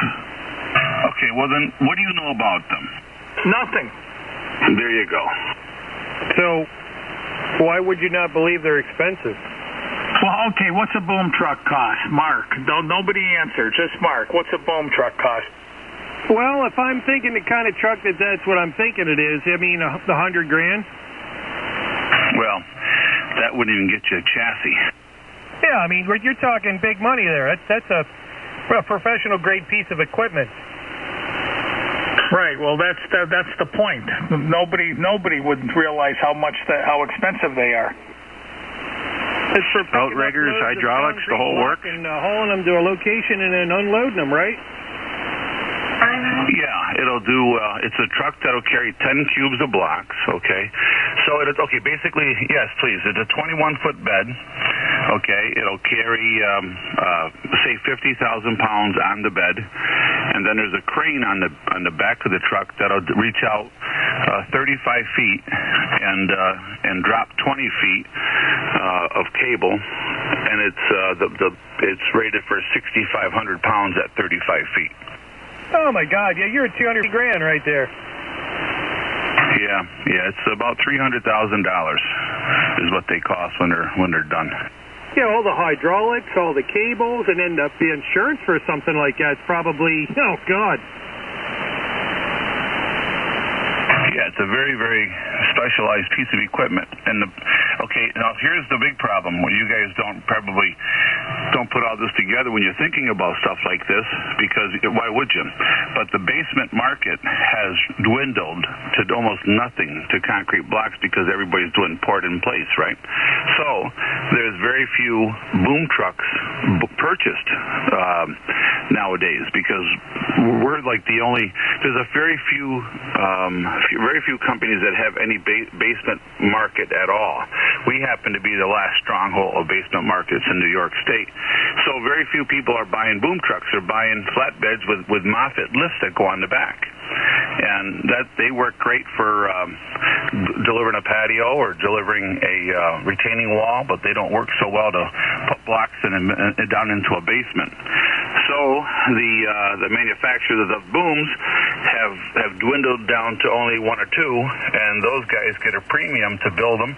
One manufacturer only builds them 5 at a time. If you want like the one that is on this truck, a USTC, if you want one of their booms, you have to order 5 at a time, and they're $150,000 each one. Wow. What about those trucks that deliver septic tanks? Is that something that you could use?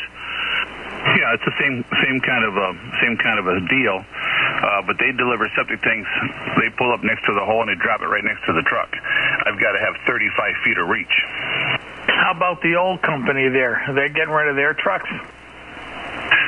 They don't have anything worth even looking at. They only have one still on the road, and it's a wreck. We'll keep our eyes out in our travels. We'll find you something. All right. I'll pay a premium. I'll give you a finder's fee. 5%. So you got to have 44,000 rears minimum, a 20,000-pound tag, and a 22,000-pound front axle, a 35-foot boom that's rated at 6,500 pounds at 35 feet. And a nice high-Q antenna on it. Say no. No, we don't want the drivers to have a high-Q antenna.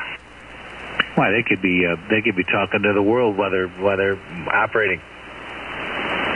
I think you'd probably want your attention solely on what you're doing in that situation. Keeps you alert. Mike, haven't you got a light bulb to go install or something? I wish I had a neon bulb I could have put on my antenna terminals today to pop every time the static would come through. Oh boy, I had that before. The static. My dipole for 160. I used to get that on the coaxial switch there. It would sit there and snap. Yeah, I heard my antenna tuner snapping, and so I disconnected it and got zapped a couple times. Yeah, that's a good feeling.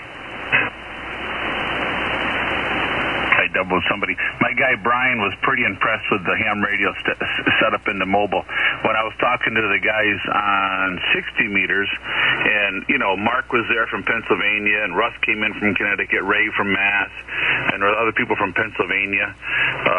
We had a pretty good round table going, and he was pretty impressed with that. And then I went to 20 meters. Uh-oh. He goes, where is he? This guy, I talked to this guy for like 20 minutes.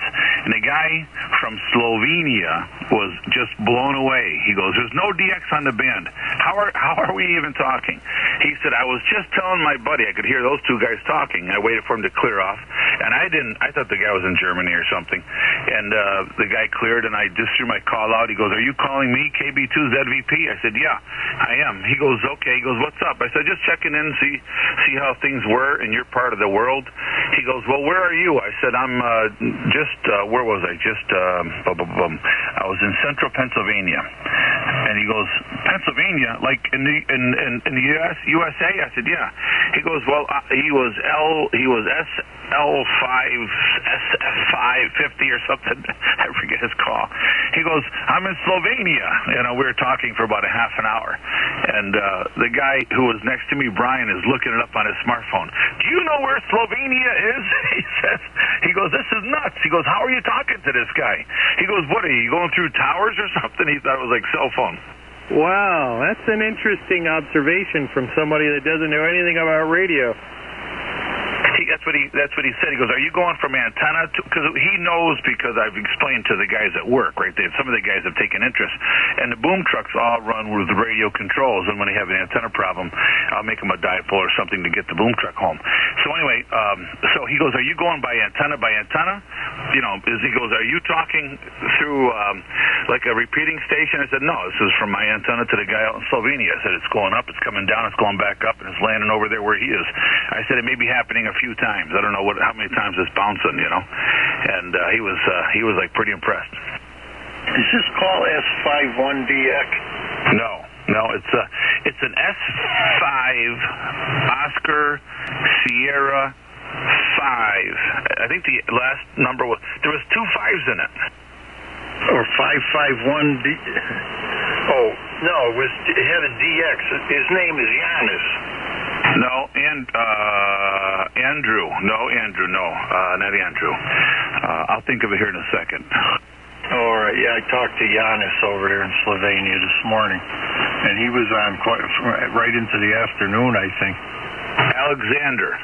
His name was Alexander. I don't think I ever talked to him, but I've talked to that Giannis guy over there a couple of times. He runs a 5-element with a 1,500 watt power station. This guy was running a phone. I'm going to see if I can't. Maybe he might have been. He may have been posted earlier today, but he was running 750 watts. Okay, yeah. No, I never worked Andrew. It's right next to Transylvania, right? It's Alexander. Alexander is his name. Or Alexander. Randacula. I think Randacula. I talked to Randacula. They're right next to Slovenia in Transylvania. Yeah, something like that. No, you didn't, Mike. Stop lying. Okay, so I'm serious right now. So I'm researching. I'm researching the internet to try to find an SDR, like a remote station. You could actually, have guys that set up like this remote station where you can actually pay a subscription, go into the remote station and talk through it kind of remotely, right? So like from your iPhone. So I'm looking at this and I found this thing called Hamsphere. I don't know if you ever heard of it. Hamsphere. So I'm thinking, wow, this is pretty cool. And I'm looking at this, and you can select all different antennas, and you can, if you get the subscription, you get the full band, of the full sweep of the band, all the different bands. So I thought this is pretty interesting. So I did the trial, and I'm doing it. Of course, I didn't read all the directions and all the different, how to operate it and stuff. So come to find out, okay, so I don't see any signals on that. I'm thinking there's something wrong.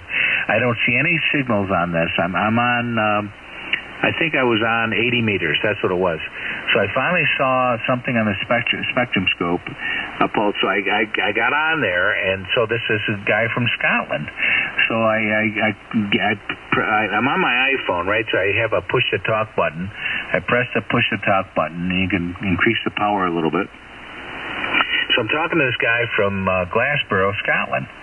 And I said, so this is my first contact. I'm Hamsphere. So what is this? So he's telling me that this is not, it's like a virtual amateur radio operation, right? And it's not anything to do with being on the air or licensing, or the FCC has no control over this. So this is totally IP. And I'm thinking, this is totally IP. That's sad. So I'm talking to this guy, and I'm thinking, as the more the light bulbs are starting to come on, I'm thinking this is all IP. And then I'm hearing his call, and his call sounds bizarre. And then I heard a guy from Texas, and his call sounded like a CB call. And then I found out that I was like, in a cult, It says it's a highly realistic shortwave simulation. Finally, Mike had a decent signal. Yeah, right. I was 20 over. I was 20 over 9 in Holland. Son was doing that for a while. He had a whole group of guys that he would talk to every day on there. He had a blast with that. I could see how it would be fun, because you hear guys from. I heard a guy from.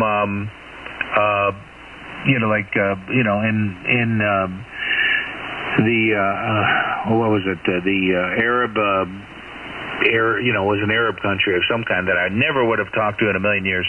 So these guys get on this, and he said this guy I was talking to has been on there for 5 or 6 years now, because the propagation was so bad that a lot of guys were just doing this because the propagation has been so bad in Europe, and they can't talk to anybody. I'm thinking, guys, get a life, get a real antenna, and get on the air, man. What's going on with you guys, man? It's sad.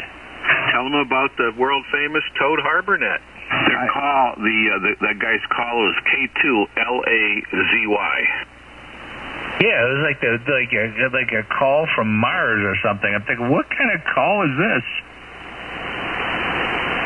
Mike, did you get the call? Yes, I did.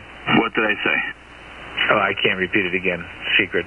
It says you can even use Hamsphere without a ham radio license by using a special Hamsphere call sign. That's right. It sounded like a CB call sign. So Carl, you've heard of ham smear? Not until just now, but I just Googled it, and I was looking at it here on the computer. You guys are a bunch of yeehaws. Think of the money you could have saved by using ham sphere. Well, I call it a ham smear. Hey, I think that of all of this stuff, the best part is doing it with stuff that I built and I put up. Better believe it. You know, the irony is this: is that you got this ham smear developed by hams, and here's a guy who's been on ham smear for 7 years, and he still hasn't pulled the trigger and got to be a real ham. So what's the point of this thing? Listen, he's having fun. So some people think that what we're doing is just stupid and bizarre. And I just think it's great that that's available for some people. They can go on there and do that and meet some people and have some fun. And maybe it'll lead to somebody becoming a ham. Yeah, I'm on the air. I'm on the air talking to this guy from Scotland, and he's getting mad at this Italian guy that's trying to break in. So this Italian guy's trying to break in. He's getting real pissed at him. And so we finally get, and then a Texas guy comes in from Texas, and I'm thinking I'm going to hear like a KB5 or W5, or so this is like a 1N05359 from Texas, and so he gets in there. He says, can I talk to this W2MUR guy? And so he does, and I'm talking to him. I said, well, what kind of radio? Okay, so in the real world, what kind do you have amateur radio? What kind of radios do you have in the real world? And so I kind of stumbled them up, and they said, well, they don't. They've been on this. This is their real world. Hey, whatever happened to Kenny? Have you ever heard from Kenny again? Well, that really ties into our conversation.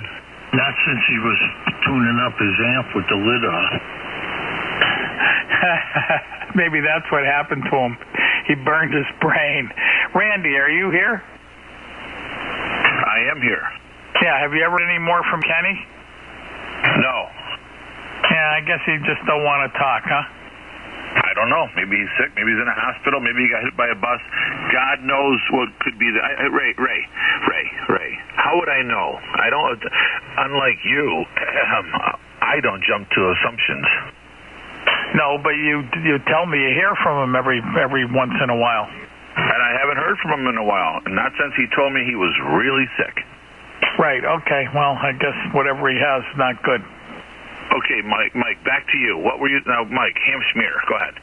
Ham smear. Okay, so listen to this. Okay, so I just have a little clip. Hold on.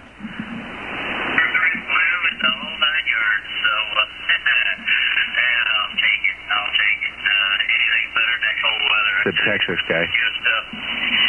Tell him about the blizzard.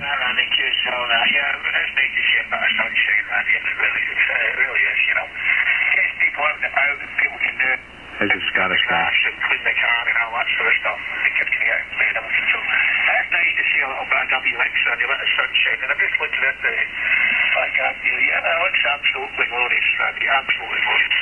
Copy me there, Randy. I'm wondering this PC, the one that I made up there. I think you better be careful doing that. I think that may be against the FCC rules and regulations, Michael. I don't know. I was just playing a recording of. I mean, you talk to this guy from Glassboro, and he was, hey, listen, you're 20 over 9. You'd think you were talking to a real ham. Well, you must have liked it. You recorded it, but I'm serious. I'm not sure. I think that may be you're recording people that aren't giving you permission to play over the air. I just think that that's hokey. I'm not trying to be one of those guys, but I'm just saying, be careful. Okay, I'll turn on my power. So Ray's trying to promote Paul's amplifiers, and I just want to have one. I don't want to call Paul and tell him this, but you better tell Paul that he better be prepared for the onslaught that is the Toad Harbor Net buying amplifiers with combiners. It's 2 per person, not 1 a person. It's 2 per person. Is Paul the Palstar guy? Yeah.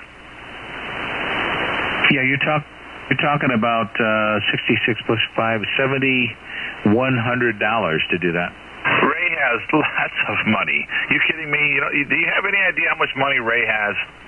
Okay, so you're gonna get 2 LA1Ks with a combiner, and don't forget, let's get a HF tuner, HF auto tuner as well from Palstar, and so that's another $1,500. So it's 87. So for about $9,000, man, you got legal limit and an auto tuner. No, only a wimp would buy an auto tuner. Yeah, it wouldn't handle the power. He has to go to a AT5K or a 4K. Oh, that's right. Yeah, I would hate an auto tuner. I mean, I love the manual tuner.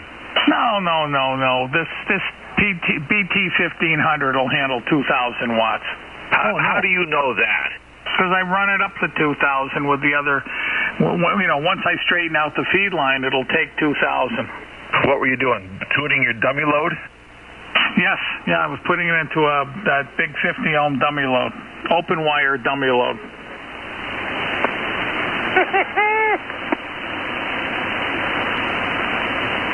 Making tuners great again. How'd you like that, Mark? I knew it was coming. Anyway, Mike, how much power does it take to drive that amp to 1,000 watts?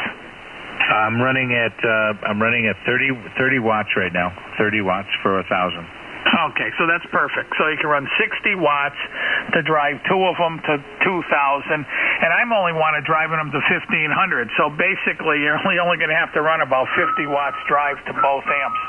There's no difference between 1,500 watts and 1,000, essentially. I mean, for the most part, there's very, very little difference. Wait a minute. So theoretically, though, you should not have to drive that more than 30 watts. If you're driving both amps at 30 watts and you're combining them, you should have a couple thousand watts, right? I don't want a couple thousand. I just want the 1,500. But don't forget, each amp's only going to be putting out 750, so it should be really clean. Yeah, that's true. Okay, so so that's where you're getting your 50 watts. So you drive it at 25, and I'm trying to remember though that you should be able to drive it the same amount if you got 2 amplifiers and you're driving them both. Say I'm driving them both at 30 watts. I should be able to drive them both at 30 watts, combine them, and create 2,000. So 30 watts should create 2,000 watts if you're combining. You shouldn't have to change your drive. Am I right or wrong? You're wrong. 30 plus 30. Each amp has to be driven. You can't get twice. 30 watts can only be. You can get 30 watts of drive would give you 15 watts to each amp. Okay, but I'm thinking 30 watts to each amp. Yeah, okay, so I'm thinking 30 watts to each amp. He's tired, folks, so give him a break. Yeah, I am tired. I think the PCP is coming back on him. So what kind of wall current are you looking at? What kind of what? What kind of current out of the wall? Well, I know that, it's a 50-volt power supply. It draws 42 amps. So I don't know. I have to look at the spec. Well, my manual, it's 220. I'm operating 220. That's the other thing about the Palstar is it comes with, you can plug it into either 115 or 220. It auto senses. It's an inverter. You don't have to rewire the thing. Right. There's no wiring. It just auto senses. Just need the right plug. And it comes with both plugs. And I'll bet you that you could plug that into 220, the crazy European power, 60 hertz, 50 hertz. It probably wouldn't matter any of it. Like the Miller welders, you can plug them into anything. It'll figure it out on its own. Yeah, my 220-volt plug's got 2 receptacles in it, so I'm all set. All I need is the 2 amps and the power combiner. That's the problem, the power combiner. You can get them from CCI. You should call Paul tomorrow, Ray. You should actually call Paul tomorrow and tell him what you're thinking and see if he can cut you some kind of deal. And now he's already got the official approval from the Toad Harbor Net. And you tell him that, there's a bunch of guys talking about it, and they all say the same thing. The problem with the amp is you can't get 1,500 watts out of it easily. So, why don't you either build a bigger one or do what you're talking about and see what he says. I don't think he'd ever build a bigger one because I think that one there is really scienced out perfect. I mean, if you think about it, if he sold you 2 amps for $3,000 a piece, so that's $6,000, and that's the price the people are getting. The other guys like that, K whatever, K3, they're getting what, 59? Are they getting 59 or yeah? They're getting 59, aren't they? $6,000. Yeah, I thought it was like $6,500 for the K3 amp. I think it's $59.95. So if Paul could sell you two amps for the same price, you'd be way better off with the 2 amps rather than one big one. And that IMD on that amp there that the ARR tested was sucks. It's only -30. That's not good. I guarantee Paul's is better than that. Yeah, if you wanted to make a bigger amp, he'd have to put. Got to remember, he's got 5 duplexers. He's got 5 dummy loads, 5 pass filters, low pass, high pass, depending what band you're on. So he would have to make a bigger amp, he'd have to change the output devices. He'd have to change the attenuators and the dummy loads. All you'd have to do is do what Ameritron does with their 1300. It's just 2 amps combined. That's basically all they do with that thing. But Ray's idea is a good one, because if you have 1 amp and it takes a poop, well, then you've got no amp, right? But if you have one of these setups like what Ray's talking about, and one goes down, you still got an amplifier to fall back onto. That's true.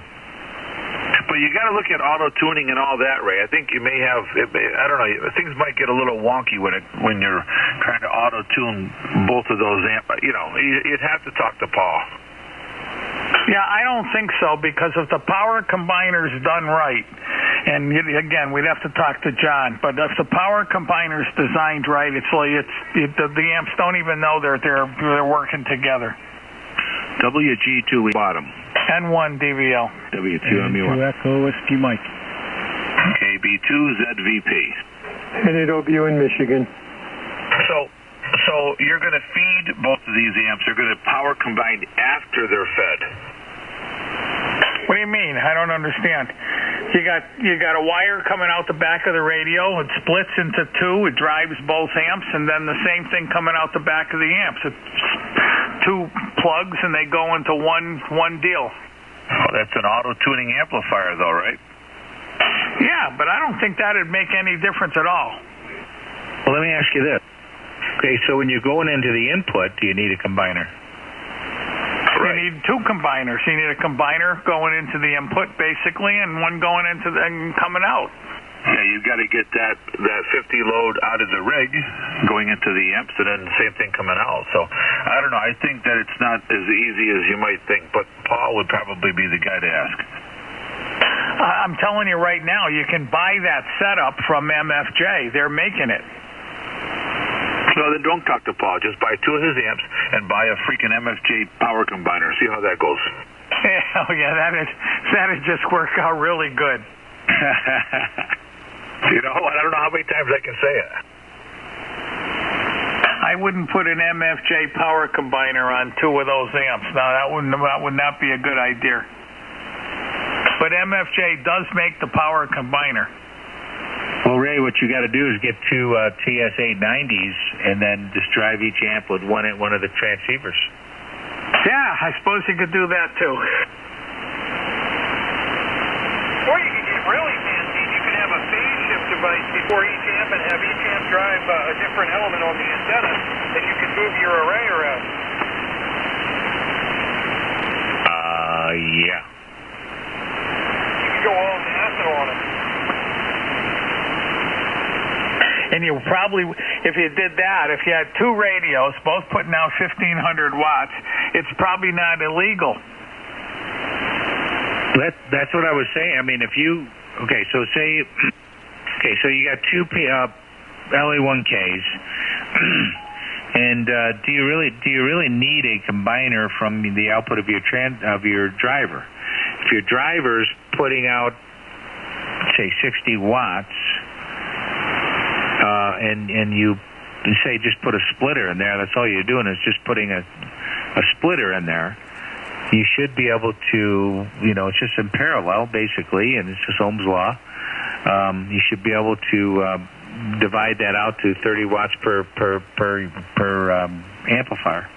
What about your radio? What's the radio going to be looking at?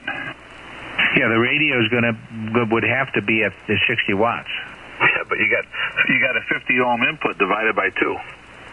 That's going to be 20 feet. Yeah, but your flattener should be able to handle that. Okay, this is getting ridiculous. Let's talk about something, realistic. Okay, how about the UFOs? Yeah, okay. Has anybody seen any UFO sightings lately? There's one right now. Did I hear Michigan in there, Randy? Yes, you did. Hello, Michigan. Michigan, come on back. He can't hear you. I heard Michigan a little while ago. Yeah, the Michigan station. Where'd you go? Probably went up to 1940. He's calling Paul right now because that's where Paul is. Maybe that was Paul. I think it was Walt. No, it wasn't. Tax break? I don't think so. It wasn't Walt. I know that. It may have been Craig. Walt is having health problems, did you say? Yeah, he went through some heart issues, but he's got a new pacemaker and things like this are going. Wow. I remember Walt, man, when I went out to Dayton, Walt was like everywhere. I mean, he would be on, whatever frequency, 60 meters, 80 meters, everywhere I went, he was always there. That was Kenny. God, can anybody here think for themselves tonight? Randy, that's why you lead the world famous Toad Harbor Net. I'm not even going to waste my time coming to your house. Get in your Prius and come over here. I want to smack you. My Prius wouldn't even get on my driveway. It was like a blizzard here when I got home tonight. Maureen said it's been bad all day, and I'm coming up out of Syracuse, nothing. I get just about to the sign where it says the Tug Hill region, complete whiteout. The snowplow that tows the big plow, the double snowplow, that was off the road. Really? Yep. And then I finally make it to my exit. I get down on 49. I get to the first intersection. The road's closed.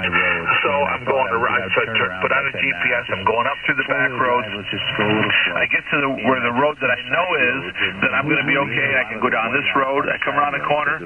That road's closed. There's a tractor trailer in the ditch. The whole tractor is a trailer. And the tow truck guy was there. So I'm thinking, I don't even know how to get home. And I'm thinking, I hope I can get down Toad Harbor Road because it's a one-way road. Now, if this one's closed, I'm going to have to go back to Two Guys Restaurant and out there until the road's open. And finally, I made it home. Wow. They were both 20 over neck and neck right to the end. Who was? You and Mike. You and Mike battled right to the end. How'd I do? I could hear you. I could hear them both right. They were running neck and neck. Thank you. That was a gimme. Yeah, it was a wait out all the way. I went out to UPS into Utica, so it's normally a 20-minute drive. And so I just put it in four-wheel drive. I got to the UPS store. It was closed. So I went to the UPS hub and programmed it in, got it sent out there. And then I went to Lowe's. And it was just a mess. It was a mess out there. It was. I had my flashers on, high beams on, and a couple of times I almost had a head-on with another guy coming in the wrong lane. Well, Christ, you were blinding him. Yeah, well. Hey, Mark. Yes, dear. Listen. They don't totally rattled. But that's your element. I've got package of elements here that I'll give to my lovely assistant and have her send these to you tomorrow. Cool. Thanks, man. How come your signal's so low today, Mark? I don't know. Fan conditions probably changed. Is his signal low to you, Randy? He is low to me, but I have to. Go ahead, Mark. Let me see what you look like. Yeah, I'm cross-banding too, so the audio is probably lousy. But, yeah, here we are. The quick He dropped 10 dB. Yeah, 20 over S9. He's okay. 10 over here in Utica. He was 20 over, but now he's 10 over. Yeah, he's low to me. It's like 5 over 9 or less. Sure the amp didn't kick out? No, Randy, I'm still performing adequately. No, bad conditions then. S7 here. S7? S7, W2KRY. Is KT2D in here now?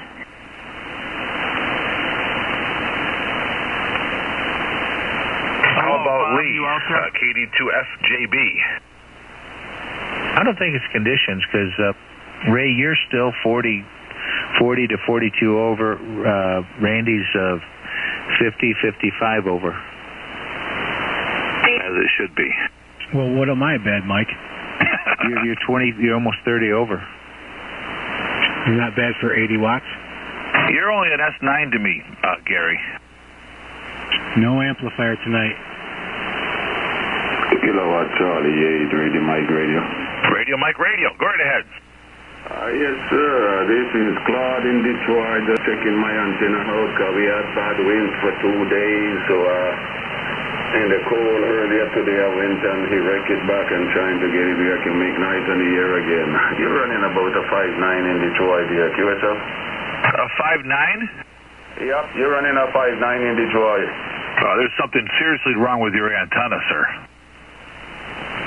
Something is really wrong with my antenna? Yeah, I think there is. I should be stronger.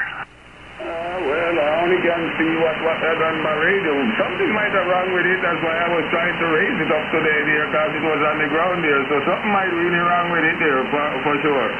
Well, you're 15 over to me. I'm north of Syracuse, New York, and my name is Randy. My call is Kilo Bravo 2 Zulu Victor Papa, and you're quite strong here.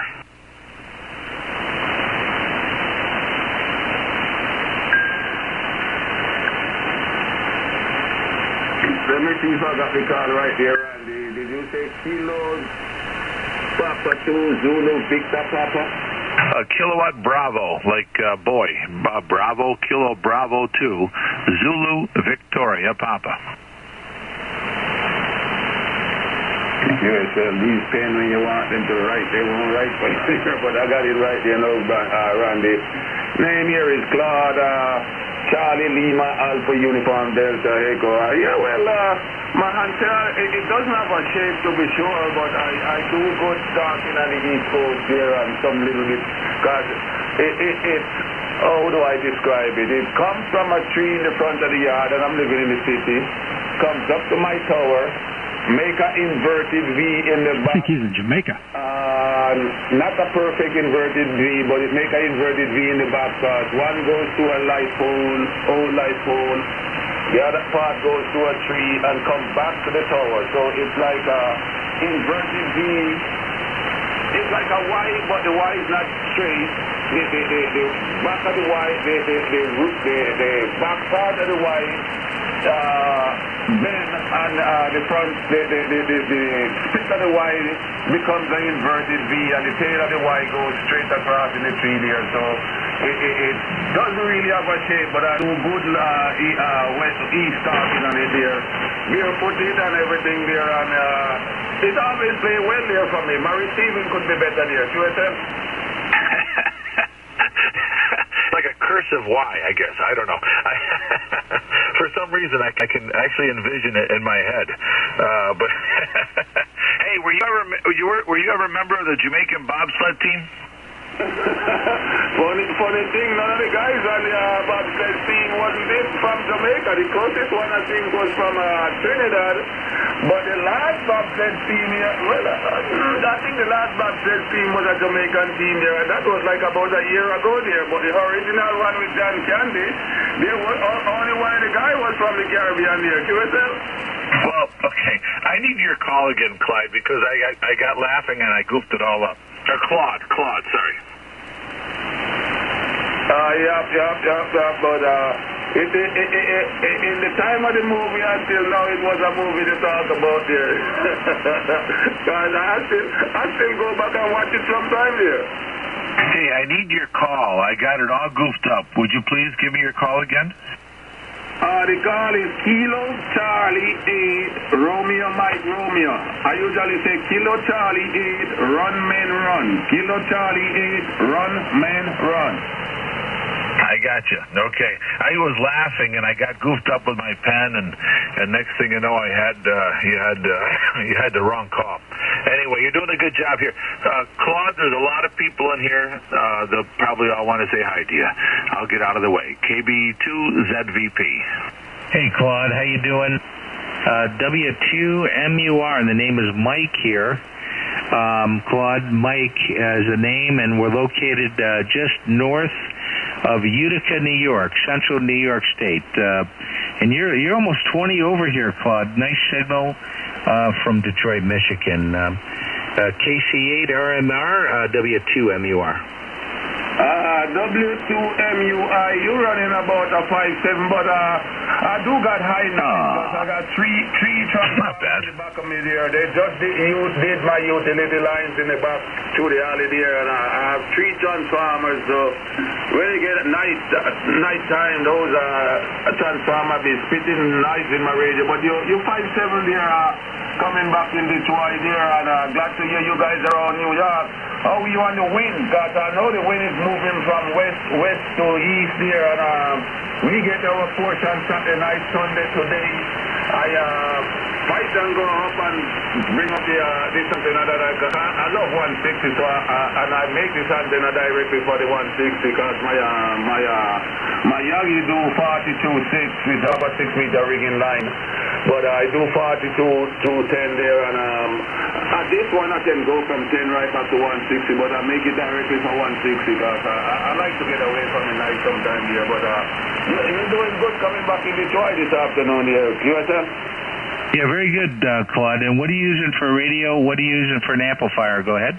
And now I go disappoint you because the amplifier is not on. I'm just running the Kenwood JS870 doing 100 watts coming back to you there. Okay, very good. How much power?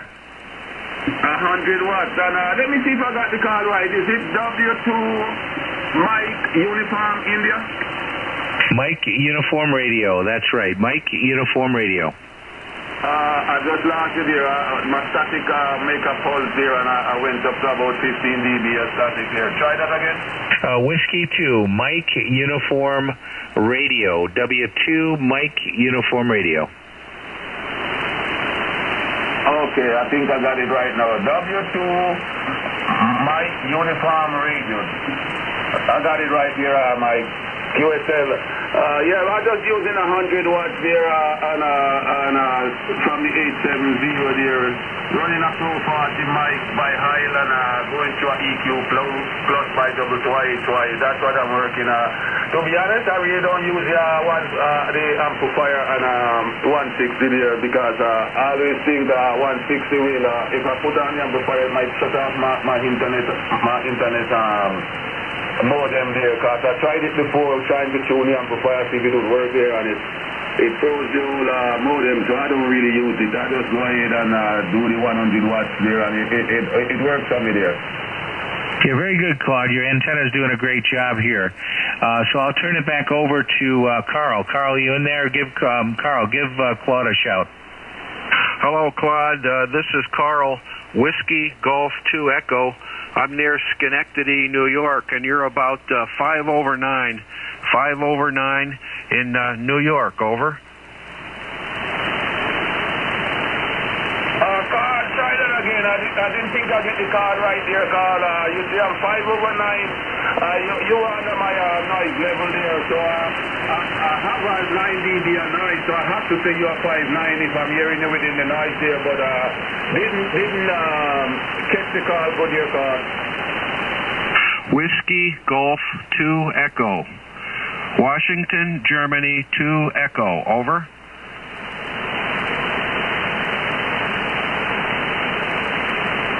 I think I'm going to ask for some help there. I think you said 2 Germany Echo, but I'm not certain if that's what you're saying there. Whiskey Golf 2 Echo. Whiskey Golf 2 Echo. Over.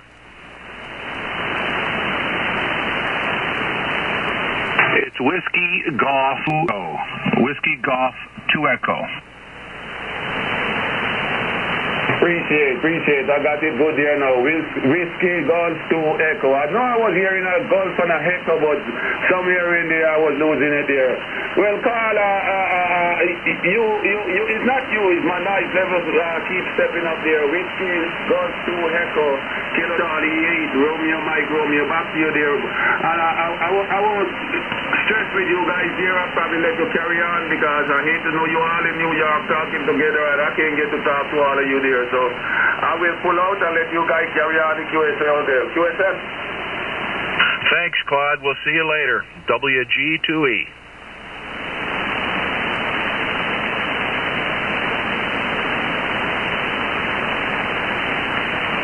73, Claude. It's a real pleasure to meet you here on the net tonight. Take care. We'll see you again. Kilo Bravo 2 Zulu Victor Papa. Okay then, Randy. Thanks, man, and the rest of guys, thank you all there, and I look forward when I get me another day off in the evening, I can come up here and play in the radio on 160 with you guys. Have you all a great one and enjoy the evening. You take care. This is King Claude 8, Run Men Run, Station Detroit.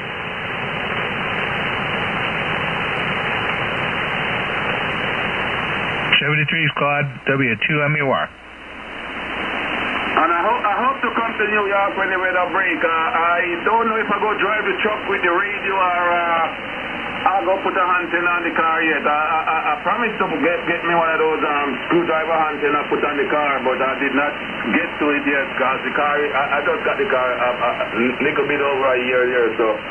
But the truck got me a big old screwdriver antenna there. The guy who make it from Indiana, he give up the business there to another guy in Texas who ain't doing nothing. So I had to repair the antenna myself. So if I drive the truck, I might get to talk to you guys when I get there. So you take care and have a great one. This is KC8RMR, Station Detroit. Claude, you make sure you stop in Binghamton. That's the best place in New York State. And 2 Echo Whiskey Mike.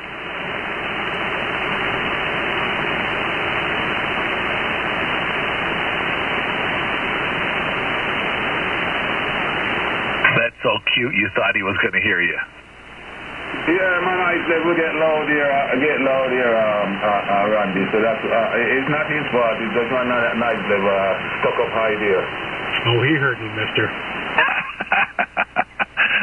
Not with running barefoot, he didn't. Not if you didn't hear Carl that well. Yeah, it's going to be hard. I get cussed out for this. I talk to a guy in Canada all the time there too, and he be telling me I got 60, sometimes 80 dB over, and I be telling him 55. I said maybe my receiving is not good, but I can only say what I see on the radio there. But you all take care, man. Location and propagation play a lot of role in radio business, and I learned that the hard way. So when I get the propagation and the location work for me, I enjoy it to the max. Yeah, I think that you're just in a noisy area. I mean, we're all running 1,500 watts, Claude. So if you're running 100 and we're hearing you, you certainly ought to be able to hear everybody here with a kilowatt or better, right? So, but you're in Detroit, where there's a lot of noise in Detroit. I know that. So anyway, 73. We'll see you again. Thanks a lot, dear. You're right about that, and it's probably the way the antenna set up too. So, but even some of my locals get mad with me too on my Yagi. They say, you can't hear us and you button up our radio, but I guess it's my location. And like I said, they just do the utilities poles over, and I got one exactly to where my utility wire connects. The one next to it is one, and skip one pole over, there's another one. So it's like 3 transformers right in the location. So I plan to clean up the grounds and everything when the weather break. I should have did it last year, but was too busy, didn't get to it. So that might be easy, Ray. So you take care, and we will catch you in the next mission. Just breathe, Ray. Just breathe. We clear. Okay, good night, Claude. He's 10 over S9 here, just running barefoot. Right, yeah, you would think he'd hear you. But go ahead, Ray, what's up? What did you want to say? He heard me. Yeah. I want to see, can you one of you guys with a 7610, go down to 60 kilohertz and neck your CW filter down to, 50 hertz wide, and see if you can hear WWV. 60 KC? 60 KC, make sure you put it in CW, 60 KC, and put the filter on narrow. You got to run the 50 hertz filter. And see if you can hear, it's coming in here like gangbusters, and you normally can't hear it on a regular radio, so I want to see if you could hear it. Okay.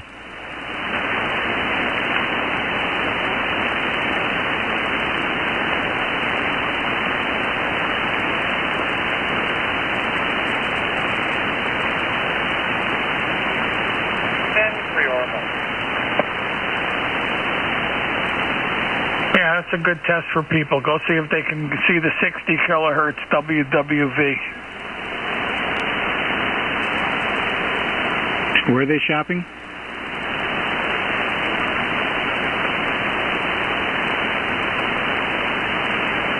Then try it with your radio, too. Where are they? You talking to me, Ray?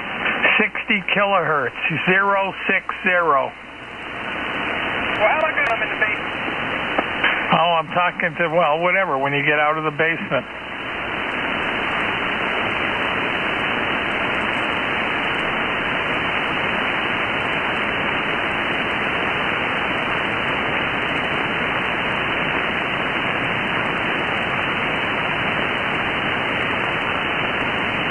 I just tuned my second receiver down there. I could hear it.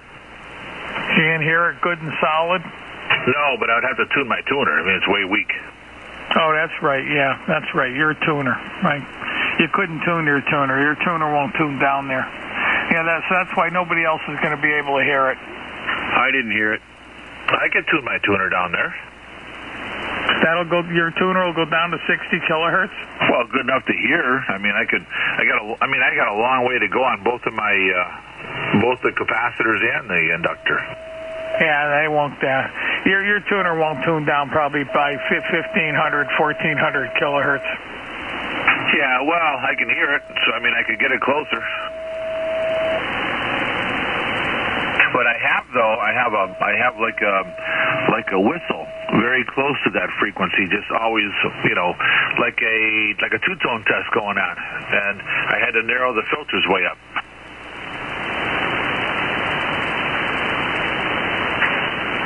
WA3FPN. Yeah, go ahead, Mike.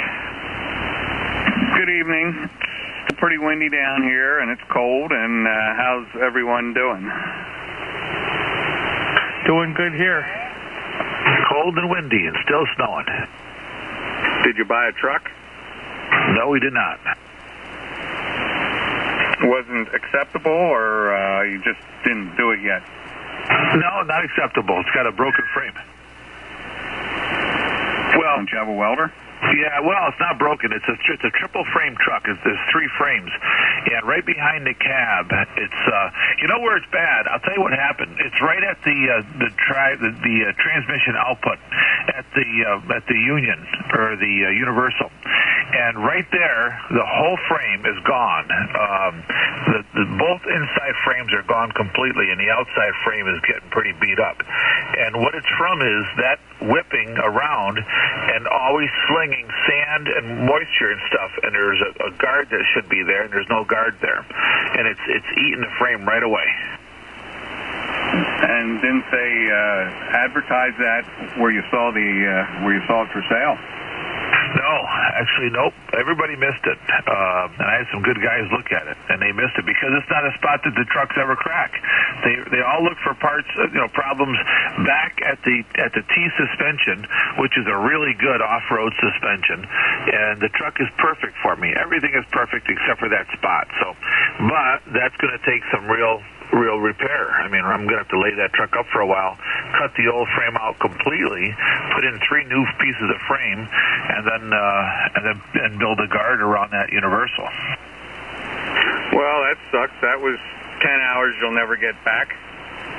Yeah, and it wasn't even an enjoyable trip, Like it wasn't. I didn't have Maureen with me. We couldn't stop someplace nice for lunch and all that. It was just it was a business trip, and it's like you said, it was about 11 hours actually. So it just whatever. It wasn't a great day. I mean, it wasn't a bad day. Don't get me wrong, but it wasn't. I was disappointed because I was really hoping to get that truck. It's a really nice truck. So they didn't even realize it was messed up. They're 3 old guys that are at the end of their career, and not too much time left longer. Anyway, so they shut their places all down, and they want to sell off all their assets. And the guy came to me and said, "I'm really, really sorry." He said, "I had no idea." He goes, "I wouldn't have had you drive 10 hours to come look at this truck." So they were definitely not happy. Hey, Randy. Yeah. I think you're clipping. How would you know? I see you're up 10 over than you were last time. You're up 35 over. You're buzzing. You've got sounds like you're running a tattoo machine in the background. He's FMing. Why are you FMing? I'm FMing? Yes. It's probably computer related. Man, you've had nothing but trouble since you bought that radio. You realize that, right? I'm not even on that radio. Well, I don't know what's going on, but the last 2 months you've been having trouble. Femming. W2MER returning. Mike, is Gary FMing? He's femming. He's femming. WM4CH. So Ray, I heard WWV on 60. Ray, come back from Hallmark, Ray. He's listening to that guy in CW.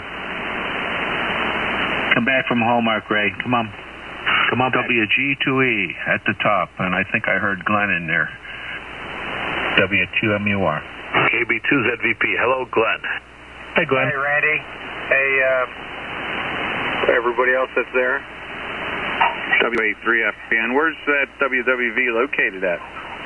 Hey, to Echo Whiskey, Mike, at the top. Hey, good, Mike. How you doing?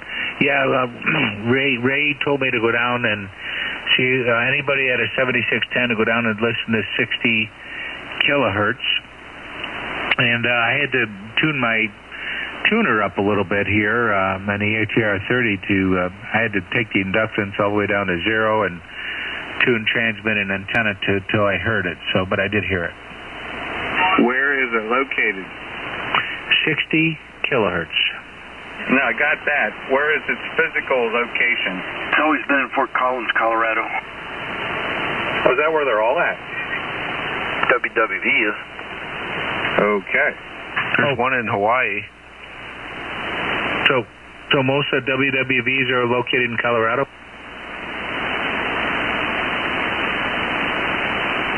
WWV all frequencies in Colorado and Hawaii, is that what you said? I think so. Isn't WWVH the one in Hawaii? It used to be. That would make sense.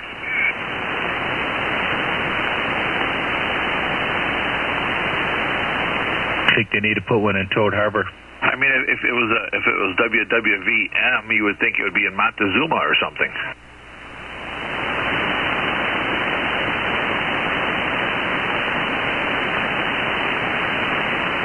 Mike, did I trip you up with that one? You did. Montezuma.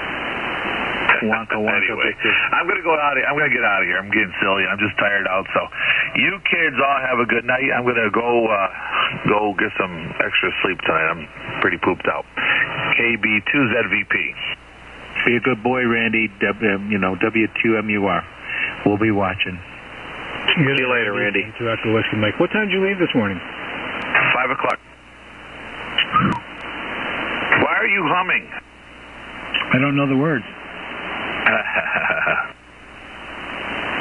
See you, Randy. Yeah, see y'all later. Have a good night. Yeah, good night, Randy. Hey, Tom, good night.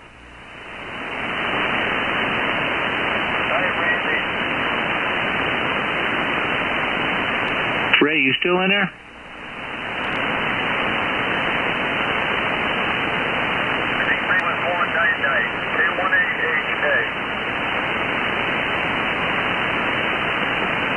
Going night-night.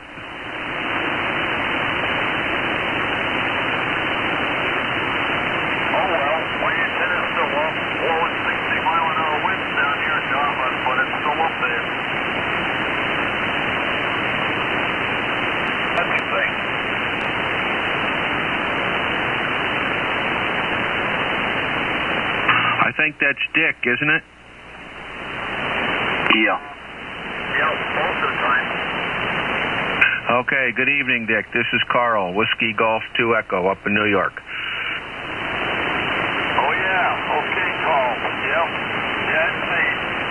I'm just saying that my antenna's still up. And I've been doing some winding of Polaroids over here. They come down.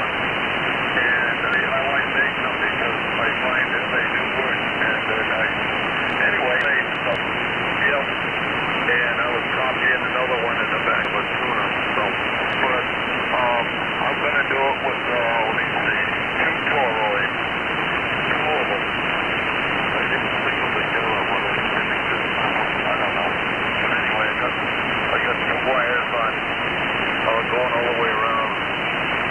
I've got how many turns? There's 12 turns on it. Maybe I don't have to have that much. I don't know. Anyway, they want Adam Henry on them.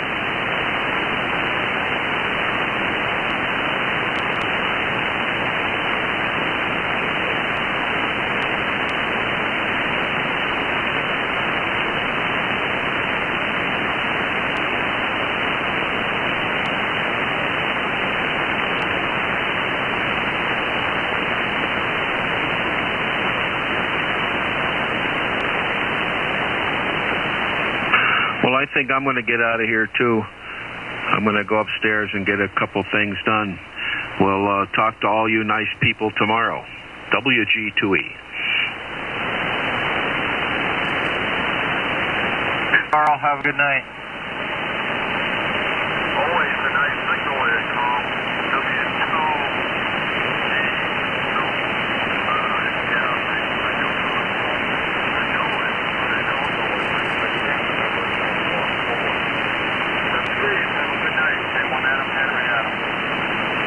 All right, we'll see you, Dick. Yeah, it's Whiskey Golf 2 Echo. Everybody gets that messed up. I think they get GE in their head.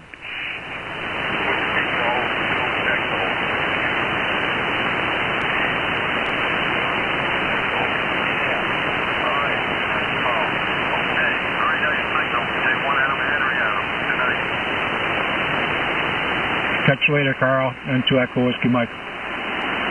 Okay, see you later, Gary. See you, Carl, WM4CH. And good night, Glenn. Can anybody give me a signal report? I had to reinstall my antenna because the wind took it down a little while ago, and I haven't been able to get on the air. Just wondering what kind of dB I'm showing up where. 20, 25, 30 at my house in Dartmouth. You're in Falmouth?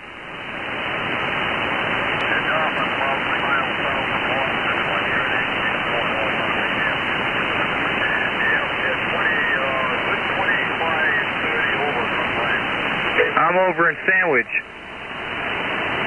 20 over in Maine. Pretty good.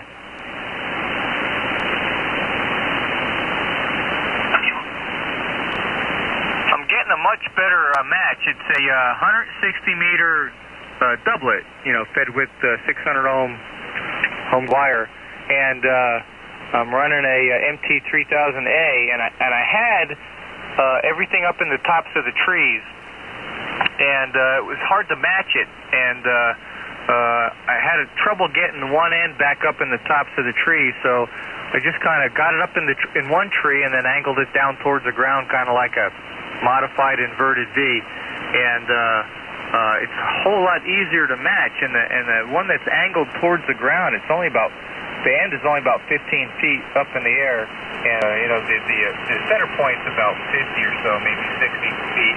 Kind of hard to tell, but I'm not using a balanced tuner. I'm using an MT3000A, and it's got balanced output, but obviously it's not balanced. It's a T configuration tuner, and I'm getting a much better match out of it. And the end that doesn't have the T on it is the end of the antenna that slopes towards the ground, and it seems to be doing better than having a symmetrical antenna.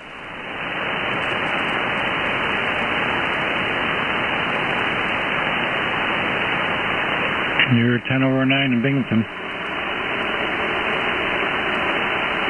He was plus 35 in Schenectady, WA2FON. Well, that's a long way for this antenna, so I'm happy with that, too. Yeah, you're doing about 20 over here in Harrisburg. Harrisburg, PA? Yes, sir. I guess the antenna's working better than the old one did. It must be something about taking the not so quite balanced tuner and balancing by having an asymmetrical antenna. I'm not really sure. I'm getting a lot less RF in the shack too. I used to get a lot. Now I have hardly any. Well, yeah. If your currents are balanced on the antenna and your feed line, you're going to radiate more energy from the antenna, and you're going to radiate less energy from your feed line and less energy coming back into the shack. Oh, absolutely, but the antenna is not symmetrical. One end is 50, 60 feet all the way across, and the other end goes about, maybe 60 feet horizontal, and it slopes down towards the ground. And that's the end of the antenna that's connected to the side of the feed line that doesn't have the inductor on it in the tuner, because it's not a balanced antenna. It's just a transmatch, and then it has balanced output, so they say that it's about 20% unbalanced.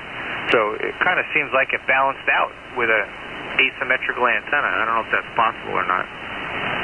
Yeah, you're getting some ground effect on the line on the one side that's going to the ground.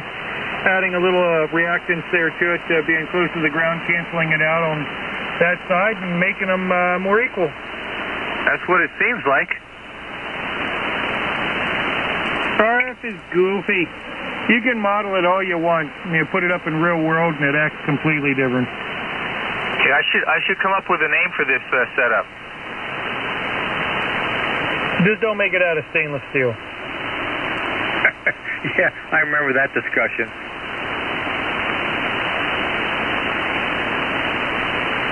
It's 12-gauge stranded wire from Home Depot. There you go.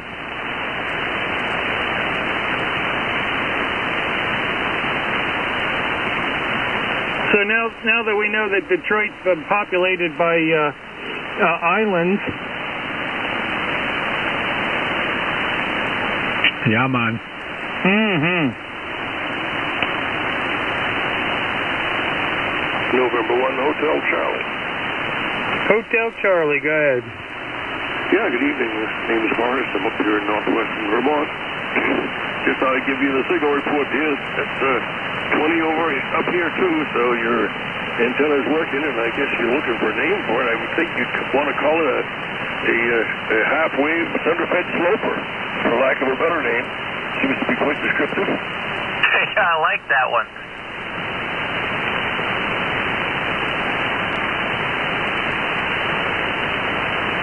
I'm just running 100 watts tonight here.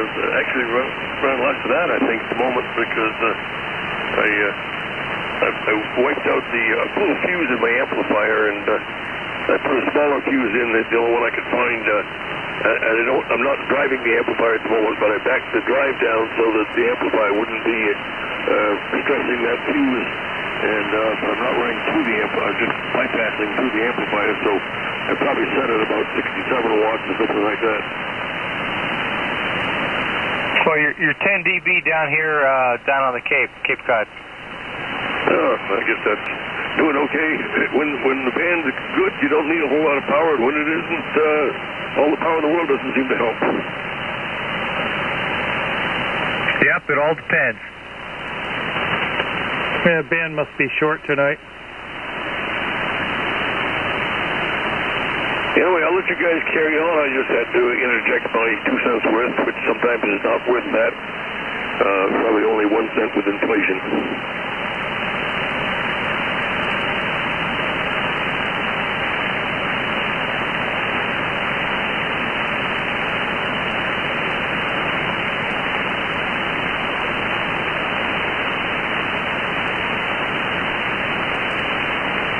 Ray, pack it in. Hallmark time. Oh! What's on the Hallmark channel right now? Oh, go see. I haven't looked at the TV in quite some, probably a couple of years anyways.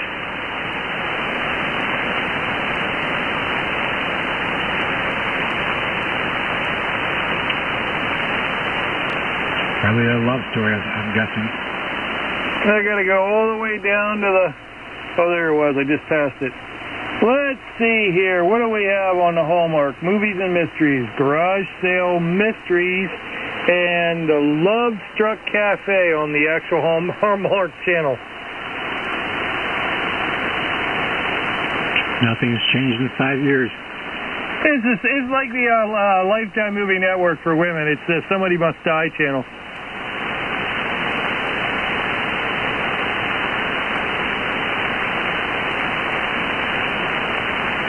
And the scene of TV doesn't change.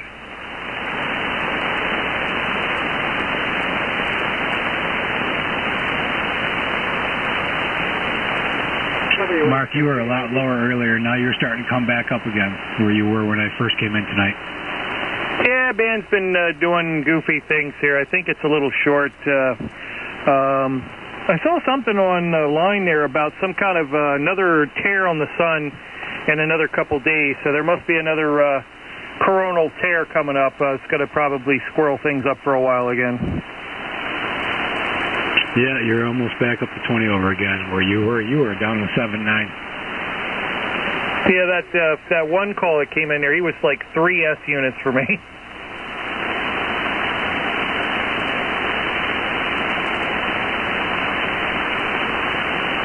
There was another station in there. Go ahead. Yeah, it's Whiskey Alpha 2, Juliet, India Delta. Bernie in Buffalo, New York, and I'm running 100 watts, and I'm warming up the amplifier. Bernie, I hear you in Binghamton. And 2 Echo Whiskey Mike. Yeah, you're doing about 8 S units here in Harrisburg, PA. Norway 3 radio, Mexico radio. Yeah, okay. I was listening to you guys earlier on the remote from Copernicus Observatory, the W4W remote. I thought I'd get down here and I just came down to my shop. I had to go out here for the cold, and I had to heat it about 60 degrees. I got the amplifier warming up. Let me turn it on here. I get about 800,000 watts. Hang on. Yeah, what's going on at the observatory? I don't know. I haven't been up there lately. I'm kind of stuck here. My wife is very sick. Actually, she's in bed right now. And I just snuck down here see if I could get on the air. I've been listening to you guys for a while. I heard you talking to that guy Claude out there in Detroit. I could hear you guys really, really loud up there from the K3 on the remote in Copernicus, but I can't transmit on it because it's on an 80-meter dipole, and they won't let you do that. Oh, yeah, that's going to be a real tough one. You wouldn't put out much anyway. You'd end up straining everybody's ear to hear you. Yeah, well, I got 100 watts right now. I'm transmitting with 100 watts on my antenna down here in Buffalo. Yeah, it's not doing bad on poor conditions tonight. All right, I'm going to turn the amplifier on. I'm going to drive it at about 30 watts. I should get about 800, 900 watts on it. Hang on.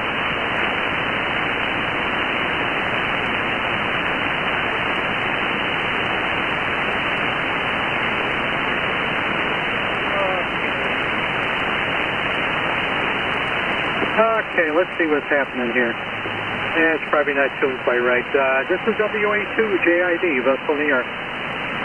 It came up about 4S units so far.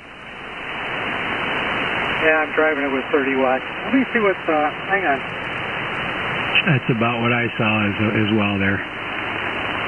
Yeah, I got an AL82 here, but I don't drive it too hard because I get some RF in the shack here if I don't run it over, well, if I run it over about 700-800 watts, I start getting some RF in here. Come on, Bernie, crank it up. All right, hang on. Let me tune it a little bit here. Just kidding.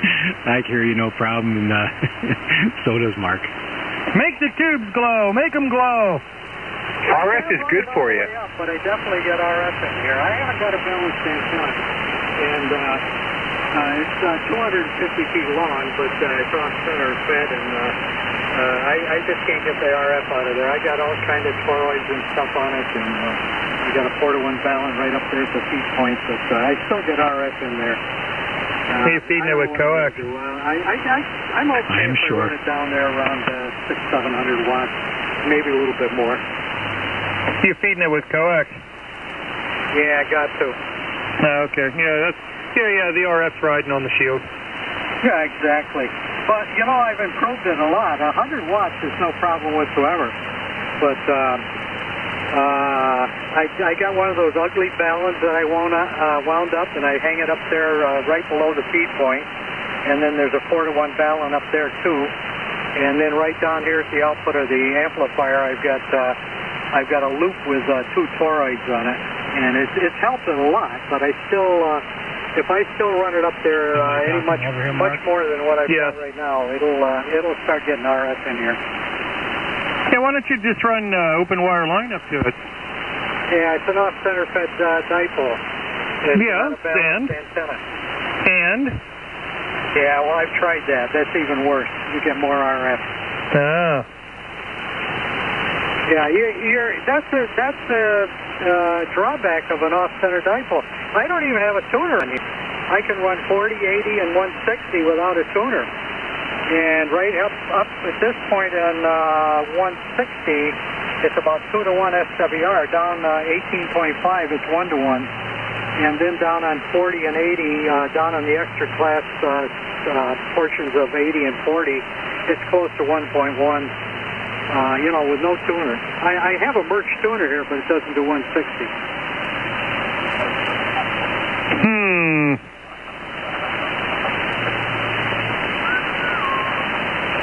Yeah, I always run a tune, no matter what my antenna is, because I just always have it here. I have the switch set up and everything. It's just any antenna that I'm on goes through the tuner. I know where all the spots are on the tuner and load her up. And let me take that back. I don't have any trouble with them, except sometimes I used to have problems on 80 meters.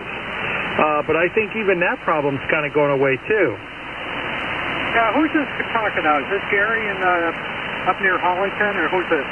Oh, I'm sorry. This is Mark, Mike Alpha Radio Kilowatt, Norway 3 Radio, Mexico Radio. And I'm down here by the Harrisburg International Airport, very close to Harrisburg, PA. Okay, I've talked to you before. Yeah, is Gary still in there? I don't know if I know you or not, but you're your neighbor. I am still here, Bernie. Yep, go ahead. Yeah, okay. You're up near Hollington, aren't you? I think that's where you are anyway. Do you belong to the local club here? No, I used to. I'm just a stone's throw away from the old Bear Club. Yeah, that's what I thought. Yeah, I listen to you guys quite often, but I can't transmit without coming down here.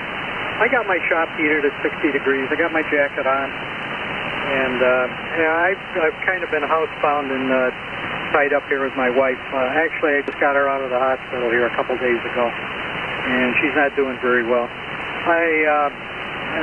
She's in bed right now, and she's sleeping, so I told her I was going to be down here. I don't know if she even realizes that I took off, but she can call me on the cell phone.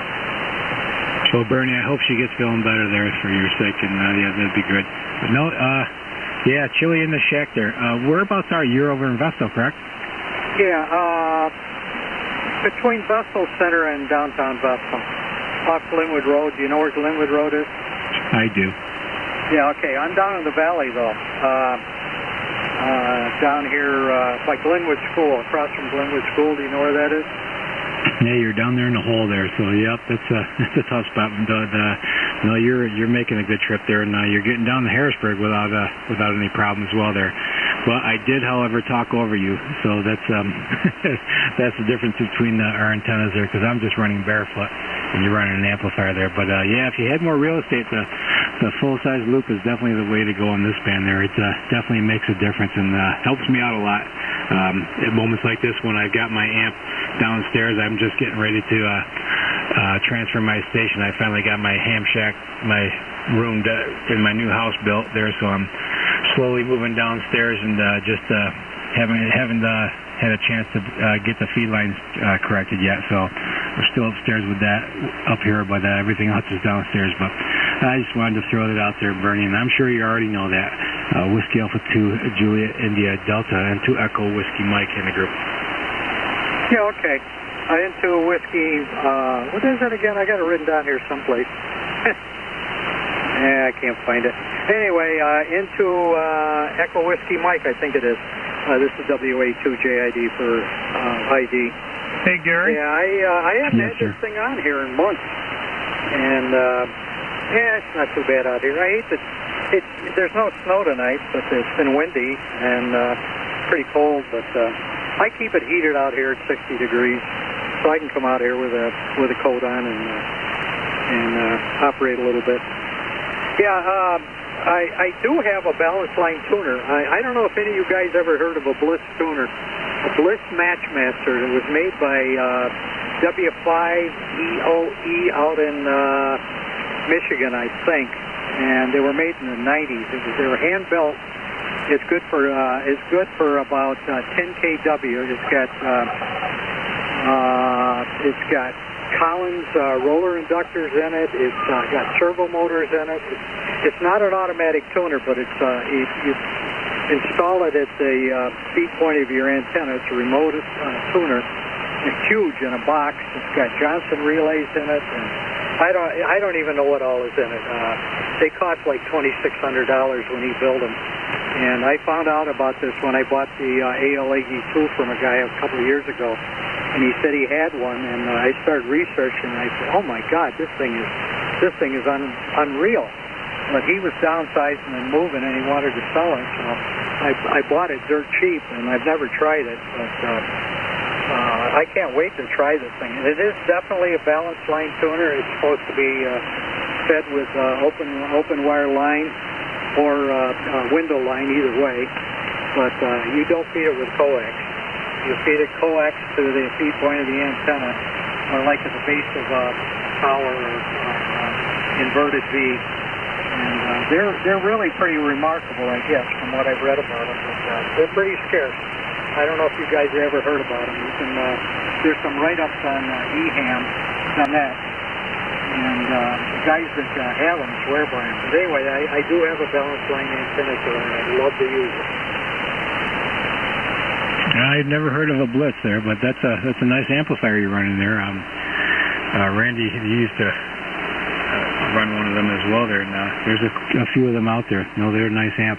That would be interesting to have you get that going there. No, I'll have to look that up, Bernie. There, I've never heard of the Blitz there. How about you, Mark? I have not. I wanted to bring to your attention there, Gary. You've got an open line or a ground loop or something going on with your audio there. You've got an AC tune, very low level. It's like 10% or less. Sounds like a ground loop. It might be something due to I've shuffled around a lot of wires here, and I've got a lot of stuff piled, and the radio is not sitting where it used to sit there, and I hear it laboring right now. Actually, I can hear it going on and off there. So I know there's a problem, and I can see it on the screen as well there. Thanks for that. Yeah, it's not distorting your audio or anything too bad, but I just wanted to bring it to your attention in case something was majorly wrong. Yeah, no, I hear the fan keeps kicking on in the flex, which is unusual. So I just, like I say, I just moved a bunch of stuff around, so I'm sure that's a problem. I'm probably RF related, I'm sure. No, I have not heard one of those tuners. They're, oh, jeez, brain dead already. Yeah, that sounds like a real beast.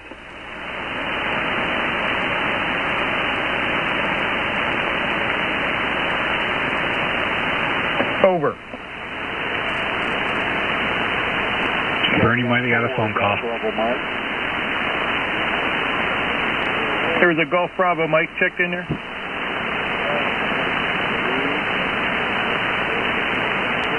Yeah, this is Kilo Mike 4, Golf Bravo Mike, and my name is Nelson out of Virginia.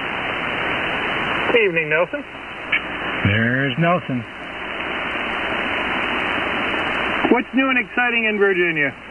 Oh my God, guys, you won't believe this, but we had like over 60 miles per hour winds last night. Yeah, join the club. Did you have any damage? Yeah, we did. We got a lot of trees down in the backyard and stuff, slammed against each other, power poles, you name it. Yeah, it was crazy all night long last night and all day today up here in Harrisburg, PA. The name's Mark. Calls Norway 3 Radio, Mexico Radio. Yeah, last night was kind of scary because, man, you heard stuff going down the alley and stuff banging and crashing. I thought maybe the antennas came down and the house was shaking, and yeah, it was a little bleak there for a while. Yeah, it was. It was pretty scary there and stuff there. Hey, where's everybody at? Where's Randy and Ray at? We're hogging the frequency, so they had to jump out. Those guys are comical. I remember they were talking about ladies and stuff there, and my mom said, like, I have to agree with that there. Randy said there was something that all the ladies are the same these days. Yeah, Randy's got a choice. He is right. I mean, all the ladies that I met is all the same. They just, like, no personality whatsoever. That's funny. Yeah. Good evening, Nelson. This is Gary, N2 Echo Whiskey Mike. Mark, is that gone now? No, I still can. I'll pay more attention next transmit, but I think it's still there. Yeah, they've all become mindless liberal zombies. Oh, yeah, the ladies, right? Yes, sir. Yeah, I had a bit of kicking on that one while I was there at Raymond Andy to do that there, but man, I know one thing is I got my kerosene heater on and stuff there. I'm showing 47 degrees. And my dipole, it's 121 feet now. Oh, did it get higher because of the wind? I took it down and raised it up a little bit higher than what it was after the wind. Yeah, okay. You're running, what, 100 watts? Yeah, just 100 watts out of this Kenworth TS2000. Oh, okay. Yeah, same radio here. Yeah. Where are you located? This is WA2JID, Buffalo, New York. I'm located in Frontenac, Virginia. Kilo Mike 4, Golf Bravo Mike. Oh, okay. Virginia for 100 watts. Well, let's see, what am I running now? I'm running close to 1,000, I think. I cranked the drive up to 45 watts. I might have some RF in there. This is Whiskey Alpha 2, Juliet India Delta. We're located near Binghamton, New York. I don't notice any RF on you, so you're no problem there. All right, let me crank it up some more. Crank it up and rip the knob off, Bernie. It's sounding good there. Yeah, you come right up there good. It's sounding good there. We thought we lost you for a little bit there, but okay, I thought maybe you got a phone call or something there, so sounding good there. N2 Echo Whiskey Mike. N2 Echo Whiskey Mike. Driving it with 60 watts now. Should be getting up there pretty good. Yeah, you're touching the 9 now. Yeah, that sounds nice. That's nice, and that's clean as well. Yeah, okay.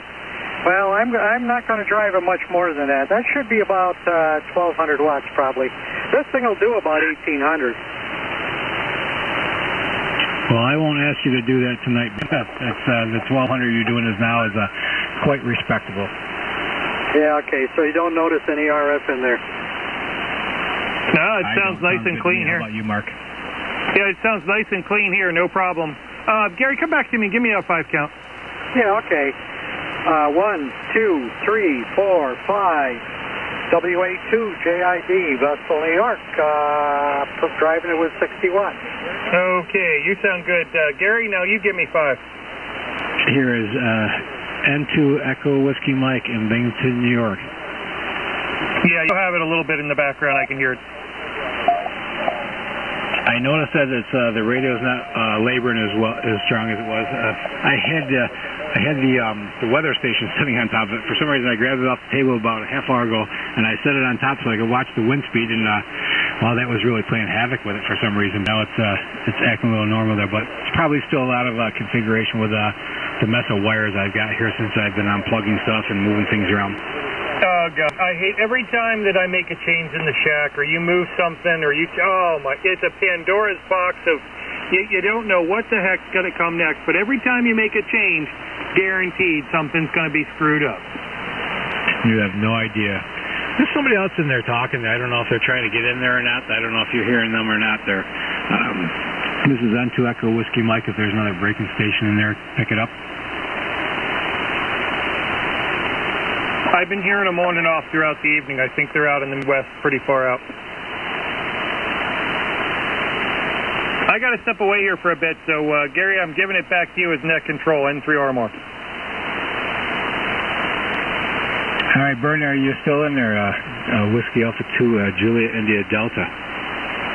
Yeah, I'm still here, Gary. Yeah, hey, have you had any problem with the Spectrum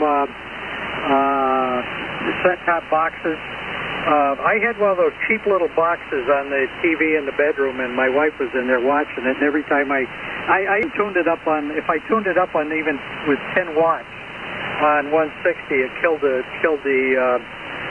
Spectrum box. It would just knock it right out, and I'd have to let it reboot, and I took it back to Spectrum here a couple weeks ago. Well, no, but I think it was about a week ago, and I said, look, this thing's a piece of junk. And the girl went right in the back room, and she gave me a new, Samsung box. And I brought it home and hooked it up, and as far as I know, I don't have any more problem, but I haven't been running this much power. So I got to go up there and see if the TV's dead. But anyway, I talked to another guy on the main potato net the other night, and he said he had the same problem with his, and he's traded in 5 boxes, and he still was having problems. And I told him to go up there and get a new Samsung box. And I went back and I got a second one for one in the living room I've had there for, but I think it was 10 years. And they gave me 2 of them, and they seem to be okay. But that thing was really susceptible to RF, especially on 160. So I wonder if you had any problem with that. Back to you, Gary. Oh, Bernie, your smoke alarms are probably going off because you've probably blown that thing right up in smoke there, and it's probably smoking the whole house up there. But no, I'm one of the fortunate, lucky ones here, only left in the town of Binghamton. We do not have cable on this road, so I don't have to worry about them pestering me about picking up the cable and whatnot. So it's it's nothing but airwaves up here on Progy Road, Bernie. There, so yeah, I don't have never encountered that problem, and probably never will, because I don't think they used to base it on the number of houses on the road, before they would run the line. But yeah, there's not too many houses here on Progy Road, so they'll probably never ever see cable TV on this road there. But I'm okay with that, because like I was telling somebody earlier there, I haven't turned the TV on in years there. We do own a couple of them there for the kids there, but I myself have not seen TV in I can't remember how long it's been, Bernie. Yeah, but you might want to check on that anyways there. Yeah. N2 Echo Whiskey Mike from Whiskey Alpha 2, Japan, India, Denmark. Yeah, I'm going to run back up there and just see if she's okay too. Well, she watches TV all day long, and as a matter of fact, last couple of nights she's had it all night long. She's had it on, and yeah, I got a little bit of a problem there. She's got to watch TV. She hasn't got much of anything else to do. And we've got a smart TV too in the living room, so I can watch internet, watch movies and stuff like that with it.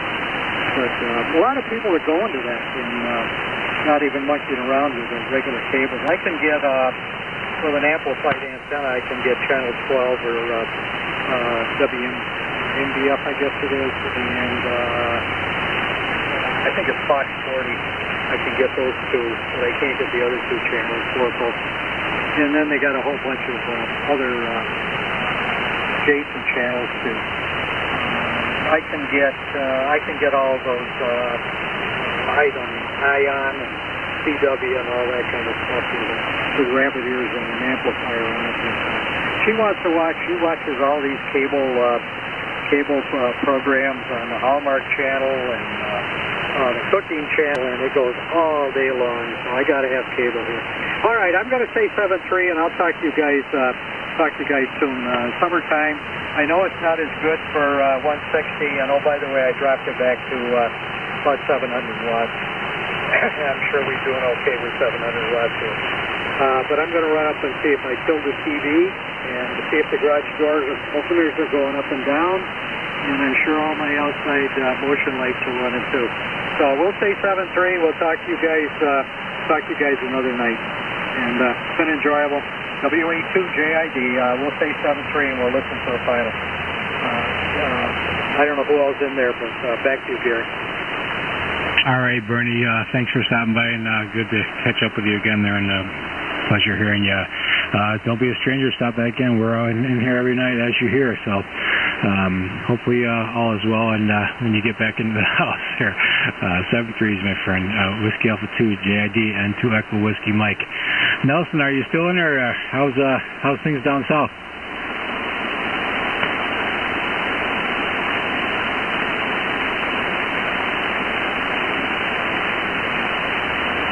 Nelson's gone. Everybody's gone. And 2 Echo Whiskey Mike. Anybody left?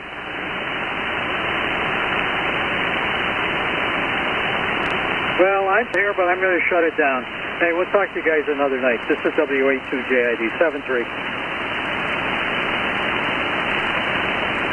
All right, Bernie. Pleasure hearing you in here as well. So 7-3s, and we'll catch you again.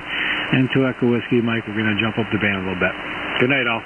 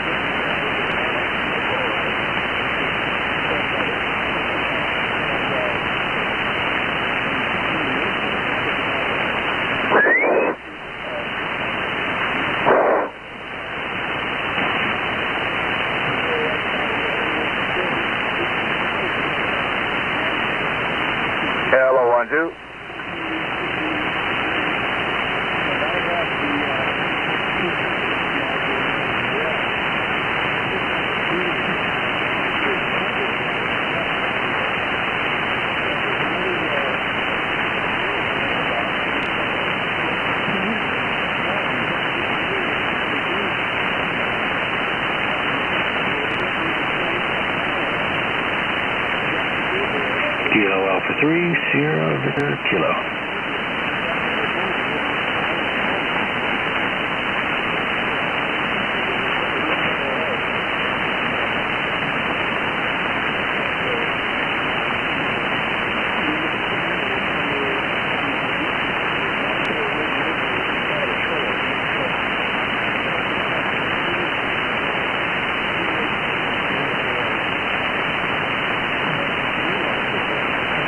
KA3SVK.